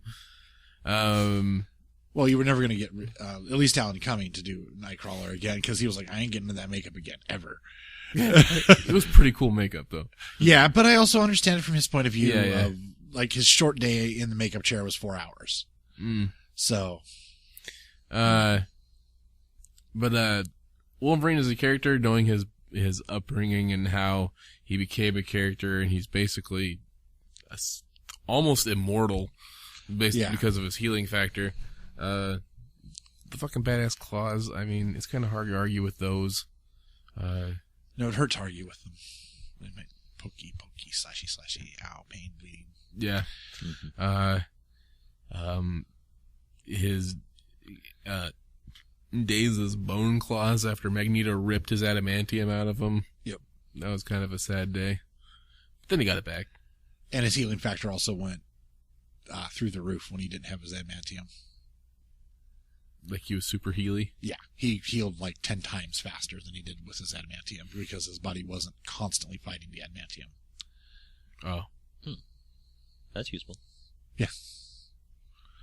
But then he got his adamantium back. Right. And went back to normal. Yeah. Which, when you don't have to worry about your bones being snapped by anything, basically, having, having a lesser healing factor? Having a healing factor is a factor of 10 lower isn't that big of a deal. No. Because your bones don't break. But yeah, he's probably, whereas I say Batman is the ultimate badass for the DC universe, Wolverine is probably the ultimate badass for probably the Marvel universe. They fucking took on the Hulk, for Christ's sake. And Hulk smashy smash. Yeah. And puny gods. Yeah. Yeah. I don't know if did you ever see that the Hulk versus cartoons at all? No. There was two of them. There was Hulk versus Wolverine and Hulk versus Deadpool. I think it was Hulk versus Thor. Deadpool made an appearance in the Hulk versus Wolverine one. Okay. Basically, it was kind of a cop-out situation, whereas it was just going to end up in a draw anyway, but it's like, I think it was Omega Red and Deadpool and all these guys, all these people from Wolverine's past are basically out for him, and of course the Hulk just basically interrupts the whole thing by beating the fuck out of every single one of them. But except for Wolverine, because he just gets out of the way and says, all right, I'm going to go this way now. But those are pretty awesome cartoons. The animation is fantastic in those. So yeah, recommend those. I think they're on Netflix. Go find them. Okay. They're pretty short too. I think they're only like 45 minutes, maybe an hour. The guy who played his voice originally, that dude's got, I mean, that is the definition of Wolverine's voice in the animated series, of X-Men arcade game. I think it was the same guy who played that voice, and in the X-Men fighting games. Mm-hmm. I don't know what to say about Wolverine, man. He's just, if you don't know who Wolverine is, fuck you. That's all I can say. I mean, Wolverine is awesome. He is the Wolverine. Yes, and he's his namesake. He's like a 5'6" ball of fury. Yeah. So, Mike. Boom. Who's your number two? Oh, who's his number one? Oh, number one. Yes, we're coming back around the corner. Number ones. Okay. My number one. Han Solo. I know, already covered, but that's okay. Han Solo can be covered twice. It's okay. Yeah. We've already covered 3 characters twice now, I think. Boom. Yeah. Yes, and Han shot. Nobody else shot. It was just Han. Oh, man. You get the 2 foot tall, walking carpet as a best friend. You get the only hot girl in the universe at the time. Her mom was hot too, but she's dead at this point. Yeah. And, you know. She's kind of kinky too. Kissing her bride, that's still a little weird. But. Yeah, that whole like Jabba palace outfit. Yeah. Yeah. So, yeah, I mean, you can't go wrong with Han. Plus, and you get the most awesome ship, well, maybe the second most awesome ship in the universe. Okay, yeah. Because there's still Slave One. Yeah, Slave One. But yeah, and that puts 2 Harrison Fords on my list. Yeah. Harrison Ford's got some awesome characters. So I got 2 Harrison Fords, 2 rich boys. Yeah. And my cyber fetish. Yeah, pretty much. I got money says Mike's number one bad guy is going to be Boba Fett. Nah. Actually, Boba Fett doesn't make my list on bad guys. Oh. I like Boba as a Fett. badass. As a character. As a character, as a badass, he's cool. He's not really that much of a bad guy. Mm. He's a merc. Yeah. So I guess he gets paid. He gets paid to do what he does. Yeah. Mm-hmm. Of course, he does have personal grudges against Jedis, but that might be rewritten. No, don't say that. I don't know that much into the universe. The guy who's doing the canon editing for episode 7 for Disney in general for Star Wars, like everything extended universe that happens after episode 6, gone. All of it, gone. Does not happen. Is not real Star Wars anymore. Is no longer canonical. It's now apocrypha. Well, okay, even if that was the case, he would still have a personal grudge against Jedis because they killed his fucking father. But also, he does not like. He is also an outspoken opponent of episodes 1, 2, and 3. He's not saying episodes 1, 2, 3 did not happen because they are movies. They are canon. But he might be replacing Boba Fett with someone who took the name and armor after killing him. Oh. Cop out. Oh, no, I'm okay with that. Because that way he gets back that kind of mysterious lone gunman. You don't know who he is. Man with no name type thing going on. I got you. So how do they explain him getting the arm out of the Sarlacc? No. This was before that happened. Oh, so it wasn't the kid. No, he killed the kid years before. Like, the kid grew up and was Boba Fett. Then someone else killed him and took the armor and the name. Ended up in the Sarlacc pit. Which would explain why he sucked and ended up in the Sarlacc pit. I don't know. But I don't. At this point, I really don't have faith in Disney Star Wars. I'm going to see how it goes. I'm not going to bash it. I don't have a great faith in Disney. But when I go to the theater to watch it, I'm going to carry a bat with me. I'm going to sneak a bat in. If there's a musical, all hell is breaking loose. I'm with you on that one. However, the thing is like they have done a good job with the Marvel movies. Yes, okay. So and they haven't had any music in the Marvel movies. Right. And this is going to have J.J. Abrams directing it, who loves Star Wars. True. And has done good well with Star Trek. And didn't give a flying rat's about Star Trek before he just was signed as the director. Okay. So right. I have faith that they will be good movies. I think it's just we're going to have to they're going to change canon a little bit, but a lot of the novels, quite honestly, and I know I'm going to get death threats for saying what I'm about to say. Most of the novels were crap, people. Mason at nerdeffect.com. I love Star Wars, and I read a lot of the novels. They weren't that good. Like, as novels, they were not that good. The only reason I was able to get through most of them was that they had Star Wars characters in them. And that's not what the canon of Star Wars should be based on. The stories and strengths should be better than that. So, yeah. Although I still like the idea of them doing a Star Wars TV series at some point based on something maybe like Rogue Squadron. Yeah. Yeah, well, Rogue Squadron still exists. They were called, they were Red Squadron before. And they just changed the name. But I think most of the video games are still going to be canon. Not necessarily all of them. One of my favorite moments in Star Wars history will be in Star Wars Force Unleashed, the very first game where in the opening scene you are Darth Vader and you are force-pushing Wookiees off the edge of a bridge and cliff, and it is the most hilarious thing in the entire planet. You're just like, boof, and they just go, it's the greatest thing ever. And I just was laughing all the way to the bank, just... I've actually replayed that scene quite a few times before I actually got onto the game. Oh my god, it is amazing, hilarious. I mean, Vader doesn't even run in the game. He's just walking. He just walks. You cannot run as Vader. Yeah, you just... But you don't need to. You're the motherfucking Darth Vader. Yeah. The Force is your bitch. Yeah. And you use it in the most comical way possible, and that's by force pushing Wookiees off the edge of cliffs. And on Kashyyyk. Yeah. And it... Oh god. I could do it all day long.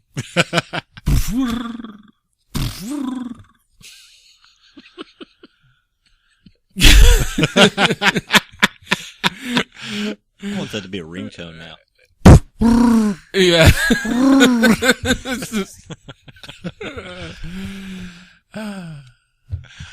All right. Yeah. Sorry. You were saying?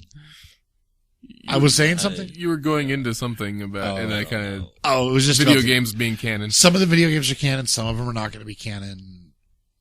Yada, yada. A lot of it's up in the air right now. I can't imagine Force Unleashed would be canon because that would... I think they're gonna cut Force Unleashed from canon. That would imply that Vader had an apprentice. There's nothing to say that he never did have an apprentice, but at the same time, they had already had a group of people starting the rebellion, like Mon Mothma and Bail Antilles and, people like that who had already been established as leaders of the rebellion, people who started the rebellion. And then they come along and add this Force apprentice of Darth Vader who sees the light and becomes a good guy and starts the rebellion against the Empire. What?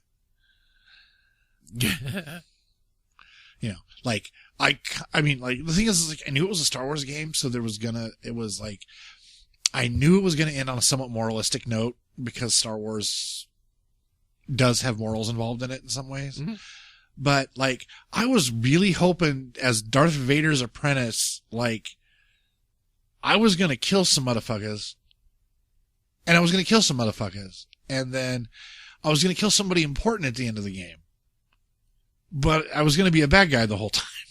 You know? Mm-hmm. I didn't want to evolve into a good guy. Couldn't you steer the game, though? Based on your actions? Yeah, but you could become dark side versus light. Yeah, but then the rebellion just takes on a darker tone in the game. Oh. You still rebel against the Empire, if I remember correctly. Yeah, it would have been much more interesting if you could, go light side and start the rebellion, or go dark side and crush part of the rebellion at least, or have the game be non-canonical and you crush the rebellion. Yeah. So. Yay, crush you. Yep. You need to drag a friggin' Star Destroyer out of the sky using the Force. Yeah. That was part of it that got really stupid, though, was the Unleashed, a thing where your powers got super powered all of a sudden to, like, astronomical degrees that, like, that was the first place they ever got that powerful anywhere ever in the Star Wars universe. So. Like, even Vader would have cried. Yeah. Like, the only note of a power before that was even really that powerful was, battlefield meditation. From, Knights of the Old Republic. And you don't even use it in Knights of the Old Republic. Nor does the person, it's like your character doesn't have it. Nor does the person who can do it ever use it in the game. It's just a plot point. This person's special because they can do this. Mm. And basically what they can do is they can sit there and meditate in a battle and basically cause their entire side to function more cohesively. So everyone's kind of a little more aware of what the guy to their left and right's doing. Mm. Which, granted, if everybody in a war is more situationally aware and is reacting more in concert with their buddies, that's really kind of scary on a battlefield. Mm-hmm. So, but it wasn't like you were like using the like raw power to like yank a Star Destroyer from orbit. So, plus the cataclysmic event of a Star Destroyer crashing through an atmosphere would be huge. That's like global disaster meteor scale death. Mm-hmm. Nah. We still haven't done a Star Wars show, have we? Nope. Yeah. We'll have to plan that one. I'll probably have to at least rewatch all the movies once before we do that. Yeah. Yeah. Actually, I'll suggest something to you right now. Machete order. Machete order? Yes. Because you chop up the order like with a machete. You watch episode 4. Episode 5. Episode 2. Episode 3. Episode 6. Oh, just leave episode 1 out? Unless you want to watch the pod race scene or Ray Park kick ass as his Sith. Yeah. Because those are the only two good parts of episode 1. Episode 1 is essentially a completely useless movie. Yeah. Like, the pod racing was awesome, and the video game that was spawned by pod racing was awesome. Do you remember playing that at Cyberplace, dude? Dude, I had a force feedback joystick for that. Oh, nice. Yeah. I have it on my 64. Yeah, the pod racing game is awesome. Mm-hmm. But you watch episode 4, starting with, so you start out with Luke's story. So New Hope. A New Hope. You learn about this kid from a backwater planet, doesn't know his parents, raised by his aunt and uncle, who gets told he has a great destiny. Beginning of the hero cycle. Mm-hmm. Goes through, and you go into episode 5, where the heroes have a great fall that they have to recover from. They're in a deep darkness, and possibly one of the biggest reveals in science fiction history is done. Okay. Lose your daddy. Yeah. You do know what I'm talking about. Yeah. Okay. So, now, wait, this guy's Luke's father? What the hell? Episode 2, Episode 3. Explain the romance between Luke's parents. and also his father's rise to glory and his fall to darkness. So you're saying use episode 2 and 3 as like a flashback? Yes, exactly. You're using them as a flashback. Okay. And now you've caught up into why things are the way they are, and who Luke and Leia are, and who Darth Vader is, and why things happen the way they're happening. Then you go into episode 6 to see the conclusion and redemption of both Luke and Vader.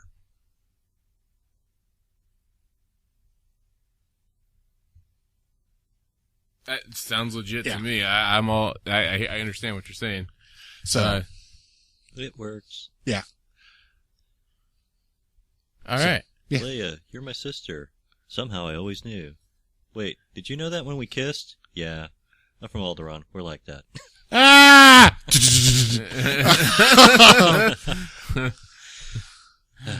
Well, we can't really talk about Star Wars without doing a... Yeah, I know. I mean, we just can't. So yeah, but yeah, that is especially like the thing is like having, growing up with the original ones and then having seen the episodes 1, 2, 3 later, I didn't get to experience them like that.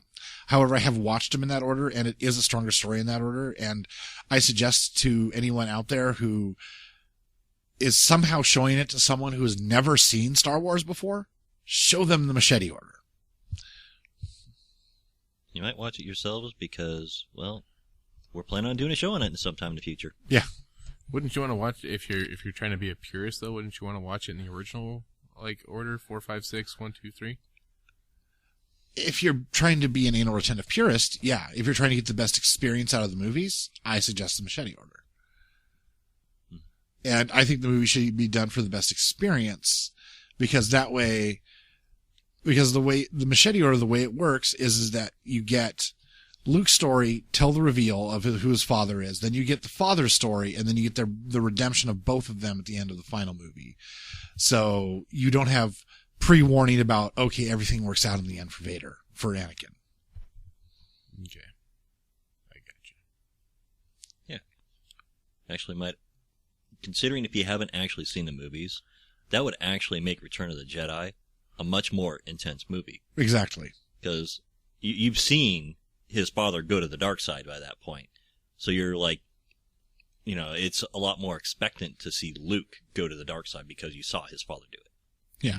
But then in the long run, he resists the pull of the dark side and redeems his father. So, yeah. I got you. So, yeah. Sweet. All right, machete order. Yeah. So if I go back and rewatch it, that's what you recommend? That's what I recommend. Okay. So it all came from my Han Solo, didn't it? Yeah. Okay. Mason. Yes, my number 1. Has also been covered already. Lol. Captain Malcolm Reynolds. Oh. Dope. Damn it, Nikki. Yeah. I'm going to elaborate. Well, just like's been said, he truly is a good guy. He, and the reason he places higher on the list than Han for me is that he is more of a good guy in that he had a purpose, lost, carried on with the purpose the best he could, and was doing what he could, not just to survive, but also do right by people, make things better for the downtrodden the whole time. They might have lost the war, but that doesn't mean they had to stop fighting. And yeah, and shiny. And yeah, it just, he was, he always does, granted, he always tries to get paid for doing the right thing because, he needs to keep Serenity flying, but in the long run, he pretty much always does the right thing. Mm-hmm. Even most of when he does bad things, criminal acts, he tries to do the least harm possible. He tries to be the most moralistic he can. It's that circumstances made him a criminal, not that he necessarily wanted to be a criminal. And yeah. He's Mal. He's cool. If you haven't seen Firefly, go watch it. Mike. Yeah. Mike. Like the double stare of doom. Fuck. Get on it, man. Yeah. So yeah. Mal. And his ship Serenity. And his crew. No, okay, not really. Jane's not really a good guy. River's good-hearted. She's just cray-cray. Or, as they would say, she has a leaky brain pan. Yes. That's true. Very, very leaky. Yeah. Trying to think if there's really any other characters on the show that are more neutral. I mean, you could argue River's brother is very neutral up until the end. Like, he's just out for him and his sister for the most part. Well, but he also believes in the Doctor's Code, which gets him in trouble more than once. Because he has to help. He can't see people suffering and not help. He believes, in the through action or inaction do no harm. So, yeah. Simon Tam is a good person because of that also. He is, as much as he looks out for him and especially his sister, he's still willing to put them at risk to help a stranger who's in need. That's true. Yeah. Which is a good thing, though. But I guess I see what you're saying. But at the same time, but he's still, like, as far as being on the ship, he's only on there, it seems like, just out of circumstance. Like, that's really his only way of getting around without. Well, that's how being he. Seen. That's how he arrives on the ship, is by circumstance. Yeah. And Mal offers him a job. He stays, and like that happens with everybody in the story, they become more and more like family in the crew of the ship. Mm-hmm. So that's true. Yeah. Okay. I guess I was trying to argue a point that really didn't exist, but what can you do? Yeah, I'm me. Okay. Nikki's numero uno is or is it a number 5? Oh, Gambit from the X-Men. That's your number 1. Yeah, that's gotta be your number 1. Yeah, if you didn't see that coming a mile away. Which really, Gambit's number 1 and Orpheus is number 5. I don't know if we can be friends anymore, Nikki. I don't know. I like Gambit. I think he's a cool character. Cajun accent, charge cards. That's kind of cool. You get the wicked eyes. Kind of got the thief rogue thing going. Got the knockoff of a long shot thing going on. Yeah. I flung cards at people more than once because of him. But they don't explode and they don't glow pink. True. I would say if I could charge stuff with plasma, though, I would be happy. I have to admit. Yes. Yeah. He also has if I could charge stuff with charged highly energetic matter and be able to throw it and have it blow up, I would be a happy camper. He's also got a charisma of 20. Because I think that's actually one of his.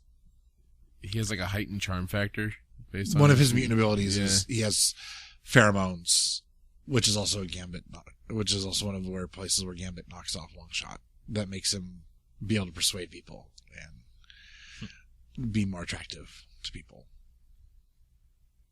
Which is funny, because especially for a person who could probably have any woman he wants, he chooses the one untouchable one. Yeah. Makes perfect sense. And the one who could crush him with his pinky. Her pinky. Well, she's not the only one in the Marvel world universe who could do that. Well, I know. But of the X-Men group. Yeah. Yeah. Well, I would say Jean Grey could crush him telekinetically or telepathically. She could just blow his mind up. Or crush him with telekinesis. Mm-hmm. Emma Frost could do the telepathy thing. But the part of the point of why he likes her is that she is untouchable. Wants what he can't have. Exactly. He wants what he can't have. Interesting. I love it. Anyway, I like Gambit. I think he's just a cool character overall. However, I'm going to say I'm with Mason on the fact that there are probably better characters that you could have chosen as your number 1. As much as I love Gambit. Like Morpheus, Sandman. I don't even know who Morpheus is, and I guarantee you I probably would have chosen him over Gambit.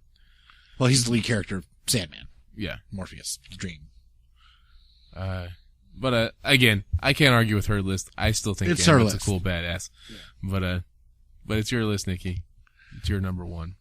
I'm not arguing. Mason, however, is probably arguing. Yeah, I'm arguing. Mike, what do you think of Gambit? No, Gambit's good. Gambit's up there. Number one? Not number one, but I could have slipped Gambit into my top 10. See, I probably could have slipped Gambit in my top 10 somewhere. I think he's worthy, at least within the bottom 3 of a top 10. On the fighting game, I was always playing Gambit, so yeah.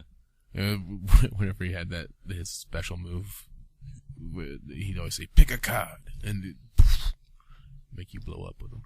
Mm-hmm. And trick card and fake out your opponent. Mm-hmm. Haha. Yeah. And then you could just sit there and beat on him with your staff, and it was like you didn't even need the cards. Yeah. Boom. All right. My number one, if this wasn't apparently obvious from the beginning, is the Doctor. Dude. I don't know how much we can beat the Doctor into the ground at this point. We have discussed the Doctor on more than one occasion on this podcast, yes. Very, very extensively, yes.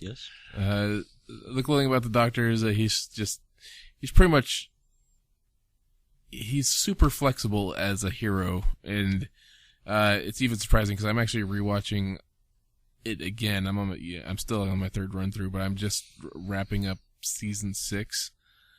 And it's actually at the point where it's at the point where they realize that the baby that Amy has is River.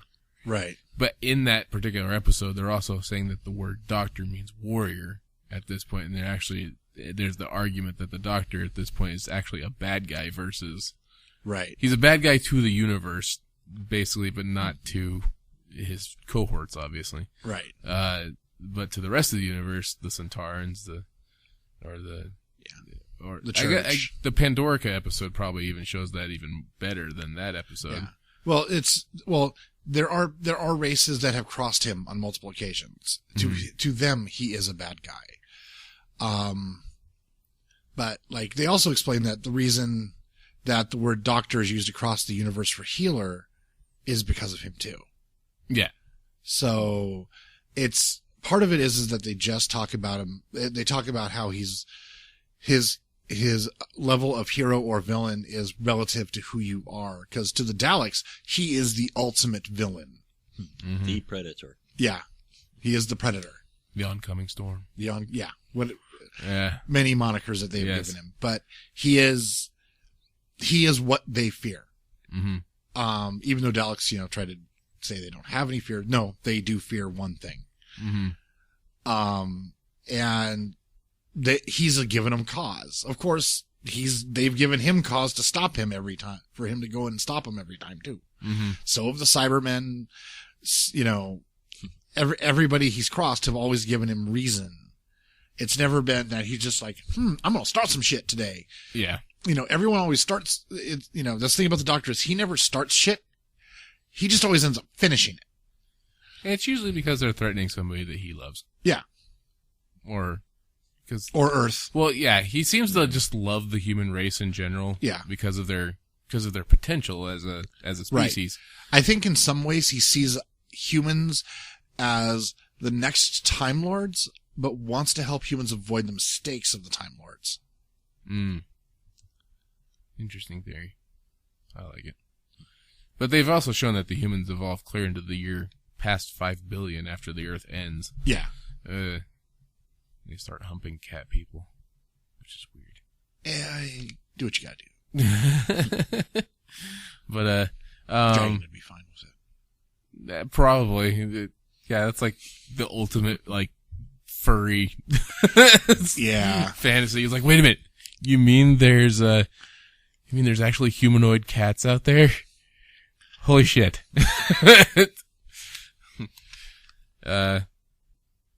Yeah. Anyway. And on that creepy note. Yeah. So yeah, the Doctor, he's my number one. He's just pretty much awesome. I don't know what else to say about him that we haven't said already, so I'll just leave it at that. We do have a few Facebook wall submissions. Nice. We got one from my father-in-law. Scott Violet. Professor Algernon is everything I wish I was, which is just kind of funny because he is Professor Algernon. Well, right, but he's saying like he wishes the personification of the character was something that he could be all the time, and the tricks were real, and things like that. Oh, yeah.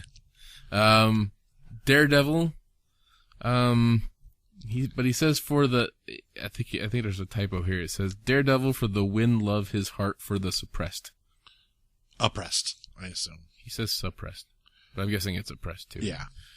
But the sentence didn't make much sense. Daredevil for the win, love his heart. I don't know. Yeah, Daredevil. Cool. Daredevil. And then Obi-Wan because Obi-Wan, he had to raise other people's kids. Twice.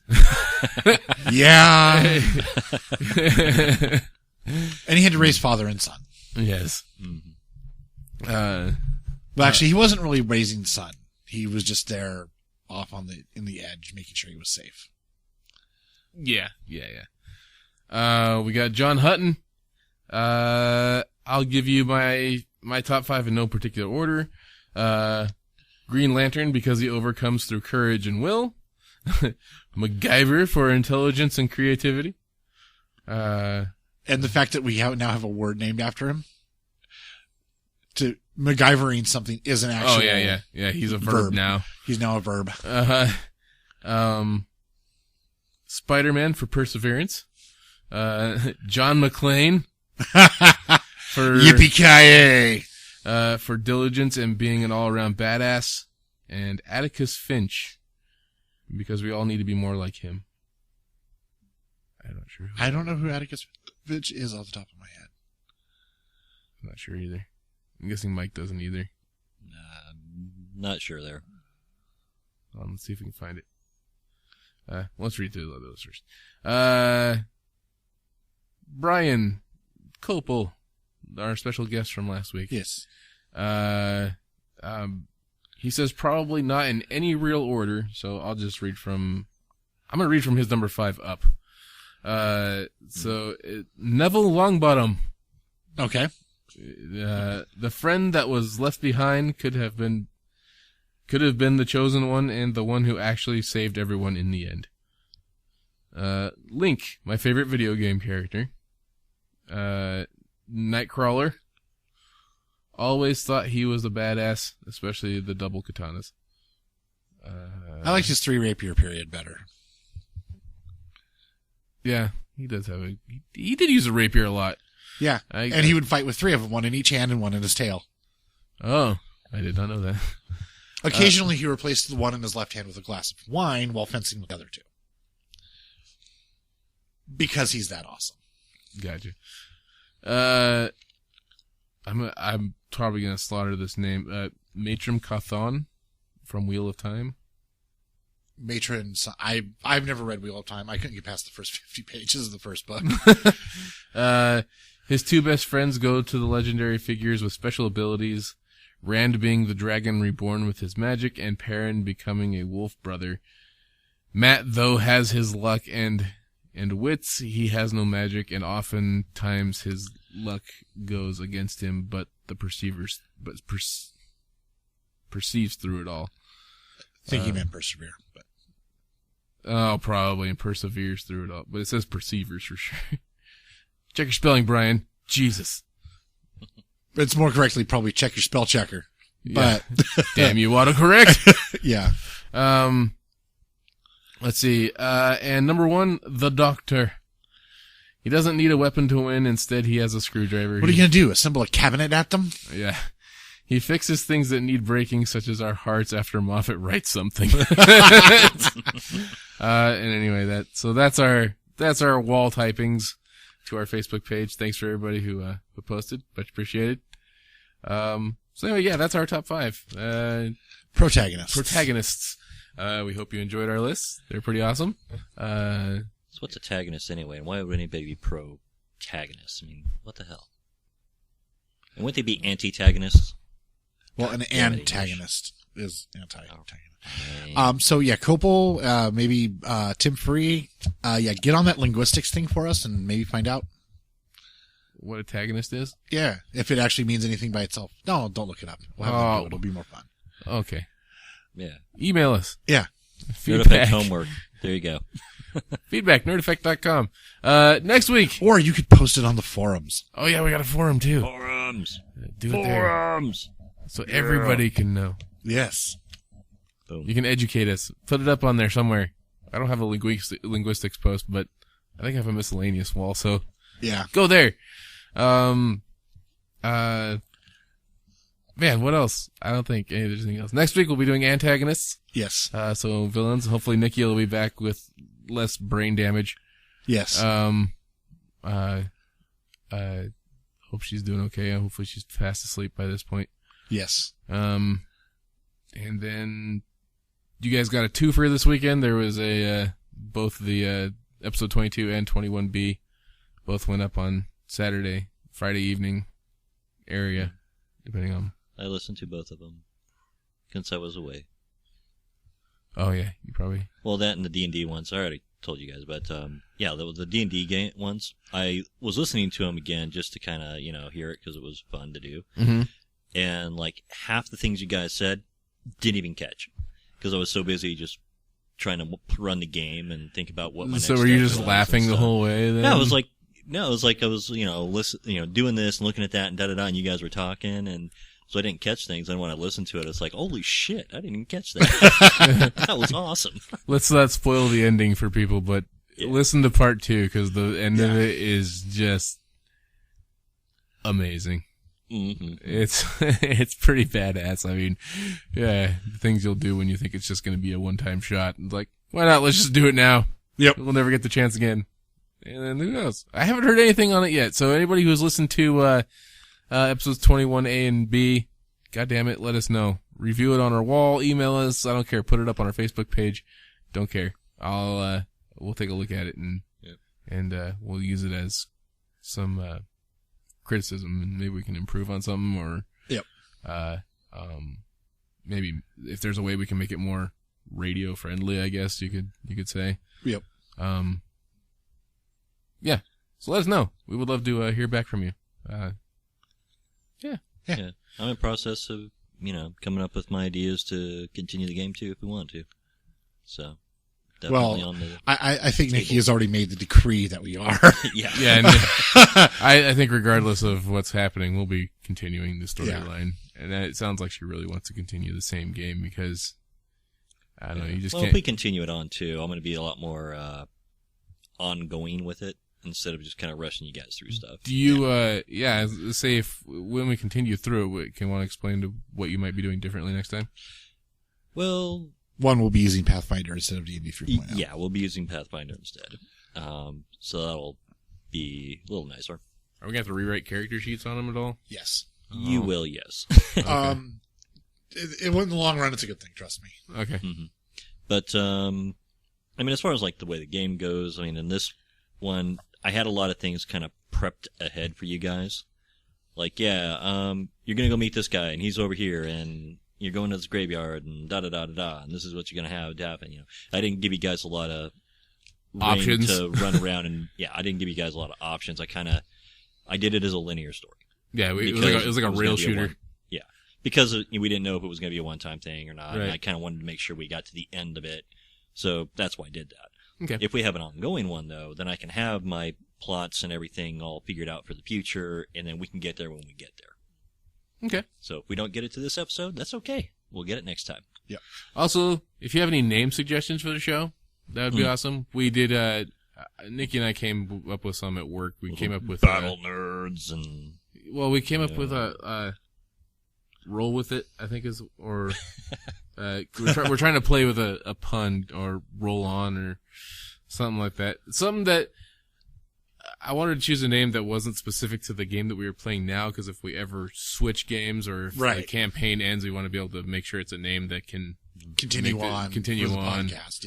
Or my baller. I thought a cool name was Critical Hit, but something tells me that's probably already taken somewhere. Likely. Very certain that one's. I'm pretty sure I've even heard of that one. Yeah. Mm-hmm. I'm not even sure that's that may just be a website versus. Yeah, I mean, there's something, a comic, something gaming related. Oh, there's Critical Hits a web comic. Yeah. Yeah, there's Critical Hits comic, and on Geek and Sundry, there's Critical Hits Cocktails.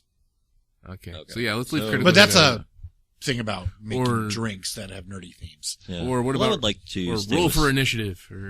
Yeah. I'd like to keep with something that, keeps in touch with the nerd thing, so we can kind of keep it tied to Nerd Effect. But, well, we can always just, boom. Oh my Mike God. Death.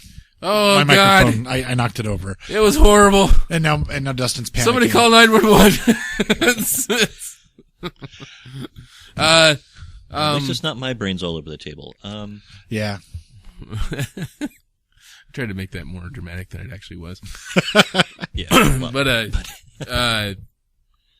Yeah. So, well, it doesn't have to be necessary because it can always just be Nerd Effect Presents, or we just make it its own show that we can categorize on the website. Yeah. So it doesn't necessarily have to be Nerd Effect. It could be something else. But yeah, like a Nerd Effect Presents type thing. Yeah. If you have any names for a role-playing game podcast, shoot them our way. We'll take a look at them. Maybe we'll do a contest. I guess we gotta have a giveaway first, so. Never mind. Yeah, the best name we choose, we give away something. I don't know. Yeah. We'll figure something out. Or give them kudos on the show. I don't know. Also, St. Baldrick's. Yes. Yes. We have a team page. I think we're now up to 180 something. Mike, I saw you had some money posted to your wall that had added. Well, I did a little bit myself, and my grandma got on there and got a little bit in. Oh, nice. So I still gotta try and figure out how I can get people at work to do it without violating work policy. But yeah, we'll see what we can do. And Aaron joining the team kind of bumped it up a notch just out of him just signing up for our team. Oh, because of the sister's donation. Yeah. Well, he'd already raised money, so just by adding his name to the team, it just added to the stockpile. So, Aaron, thank you. You're awesome. Yeah. We'll see you down there. I'll see you before that. Yeah. I don't know why I'm talking to you, Aaron. You don't listen to the podcast. Oh. Socrates.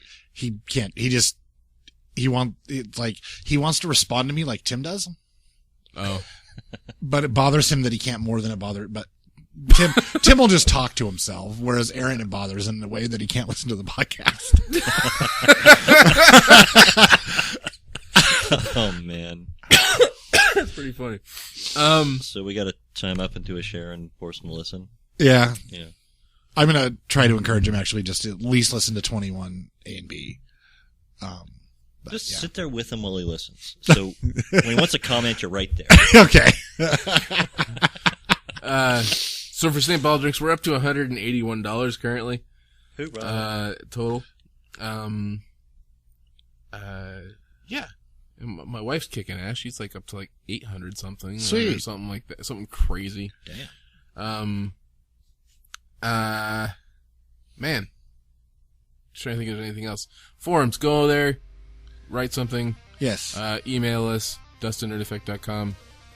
Mac@nerdeffect.com. Mason@nerdeffect.com. Or our general mailbox at feedback@nerdeffect.com. And email Nikki. Email Nikki some well wishes. Yes. And hope that That's tell her, NIKKI@nerdeffect.com. Yes. And make sure she, wish her that she gets no more migraines. Yes. Because migraines suck. Yes, they do. It's because migraines are just not a normal headache. No. It's like there's a claw in your brain trying to tear it out through all your holes. Yeah. And all the places that there aren't holes. Yes. But yeah, I think that's all we got. Yep. So we are nerdeffect.com. For those about to nerd, we salute you.